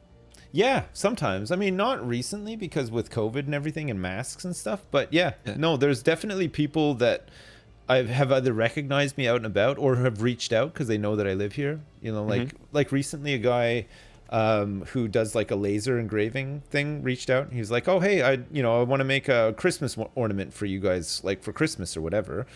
Like, you know, how can I get that to you?" And I just like DM'd him and I was like, tell me where you are and I'll come and pick it up. And I drove to his house and picked it up, and it was really nice to meet him and stuff, you know, like, so On your island? yeah, like, Oh, that's cool. Yeah, like maybe 10-minute drive from like my house, sort of. It's a small place, right? So but yeah, Was there any definitely part bumped of you into that was people. concerned, like that? Hey, No, not this really. could be it. Not really. I think my demographic is like, I don't know. I think I've been around long enough, and because I'm a bit older, I feel like some, not all, but some of the people that watch me are kind of like similar in age to me, or you know what I mean? Like I don't know. Like I personally, like if I was to watch somebody on Twitch, I would watch somebody more sort of my age, right?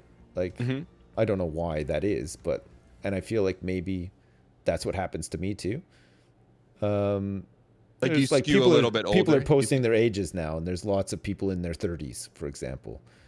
But then some guy just said he was 12, so I don't know. Maybe I'm wrong. I don't know. It's weird, right? Like you can look into this stuff and to a point, but like it's we don't know, and I don't know what it's like to black do. magic a lot sometimes too, right? You just think, What are I we don't know. doing? You know? I don't know, but I like doing it though, you know. Yeah. It's it is fun to play video games, and well, it's been fun playing video games with you as well. I'm glad that we finally got a chance to hang out. It's been really good. Yeah. Thanks for working with my schedule and No, being patient I and all mean, that stuff. yeah, I mean, your kids are smaller. Like I said the same thing to Northern Line. Like, you know, my kids are a bit bigger, so like I'm a bit more flexible, and because I have this like the separation of all this from my house, like I can sort of hook up with people who are in America, like different time zones, because I tend to like come out here later, like in the evening and stuff as well. So, yeah, anytime you want to do anything, give me a shout and we will do it. If you want to play more Tarkov, I'm down. If you want to just like go fishing or something, also down. Yeah, let's do something next time. Like I feel like Tarkov's like I know you like it and you play it, but it's kind of my bag. I'd like to get like a little out of my element and into this and the sips bag. Okay. You know, so we'll play All something right. a little sipsy next time. All right, sure. Yeah, we can. It'll be like some sort of like weird survival simulator sort of game, like Raft or Minecraft or something like that. Sounds great, man. No, I'm If so you're glad we down got a for chance to do this. For Yeah, sure. no, for sure. It's been really good. Yeah, let's catch up again soon because there's probably plenty more to talk about and reminisce about and stuff as well. Sounds good, man. We'll have a great weekend and Happy New Year. Yeah, you too, man. I'll talk to you soon. All right, see ya. Thanks a lot. See you later. Yep, later. Bye. Chad, that was great. What a nice guy, eh, Dan? But pretty much what I expected. I mean, I have done stuff with Dan off and on already, but it's just nice to actually have a chat. You know, he let me curse as well. Is that not a thing? Is cursing on Dan's stream not normally a thing? Because I know he likes to keep it clean. Another successful bro date. Was that good? Clean, positive entertainment. Yeah, that's his thing, right? Good, bad, ugly. I don't know. I feel like that went really well, and I enjoyed myself tremendously. That's my perception. You guys be the judge. I don't know. Very good. Good and very good. A good mandate. We've had a couple of really successful mandates recently, I feel like, you know? Yeah. Lovely indeed. Okay, good. 9 out of 5. Even better. Guys, that's great.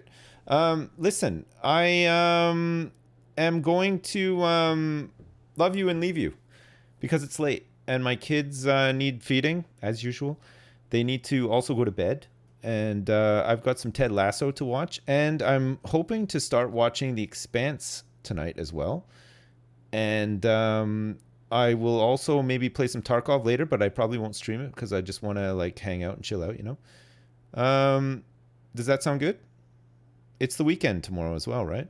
I won't be here this weekend. I've had a really busy week, and I'm going to have a rest, and I'm going to spend a whole bunch of time with my kids and my wife and make sure that my wife has a good rest and stuff as well. So I will be back on Monday. Okay? I hope that's okay. I'll organize an Among Us lobby for Monday morning as well. And if we can sneak into some Hafu lobbies next week, we'll try.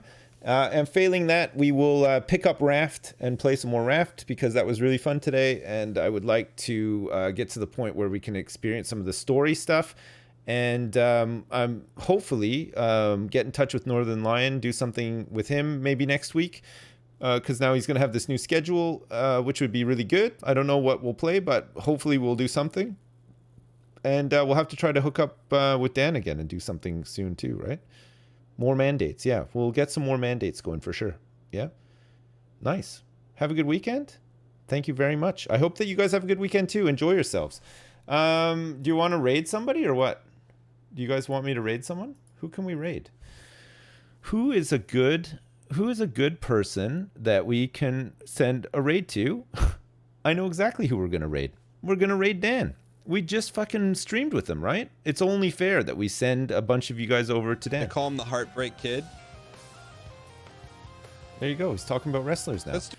Chat, thank you so much for watching. I appreciate it. Thank you for the donations. I missed a couple, actually. I missed a big 50 that I didn't have a chance to thank for because it's kind of awkward muting a call. James, 3 hours ago. James, I hope that you get this somehow, some way, or that you're still here. Thanks for the $50 3 hours ago that I didn't even acknowledge. I feel terrible, but I am grateful, and I thank you very much. Thanks so much for the 50. Happy New Year to you as well. I hope that you're still here. I hope that you're still here and that you got the thanks, because you deserve the thanks. Berm19999999, thanks for the 5 gift subs that I missed as well. Kenny the Gobshite, thanks for the 1,000 bits. Captain Pineapple, thanks for the 10. Cutest Koala, thanks for the 420. Rollison, thanks for the 1,000 bits as well. And everybody else, thank you for all the bits and the subs and the resubs and all the support. You guys are the best. Thank you very much. I do appreciate it. Have a good one. Sips with you collab with Septic again soon. Yeah. I've got Steve on like I've got him on Steam and Discord and everything else as well. We'll play some games soon. I think we almost played some Tarkov with him yesterday, but we'll sort something out for sure. Yeah? Sound good? Okay. Love you lots, chat. Say hi to Dan for me again, even though we just streamed with him. And I will see you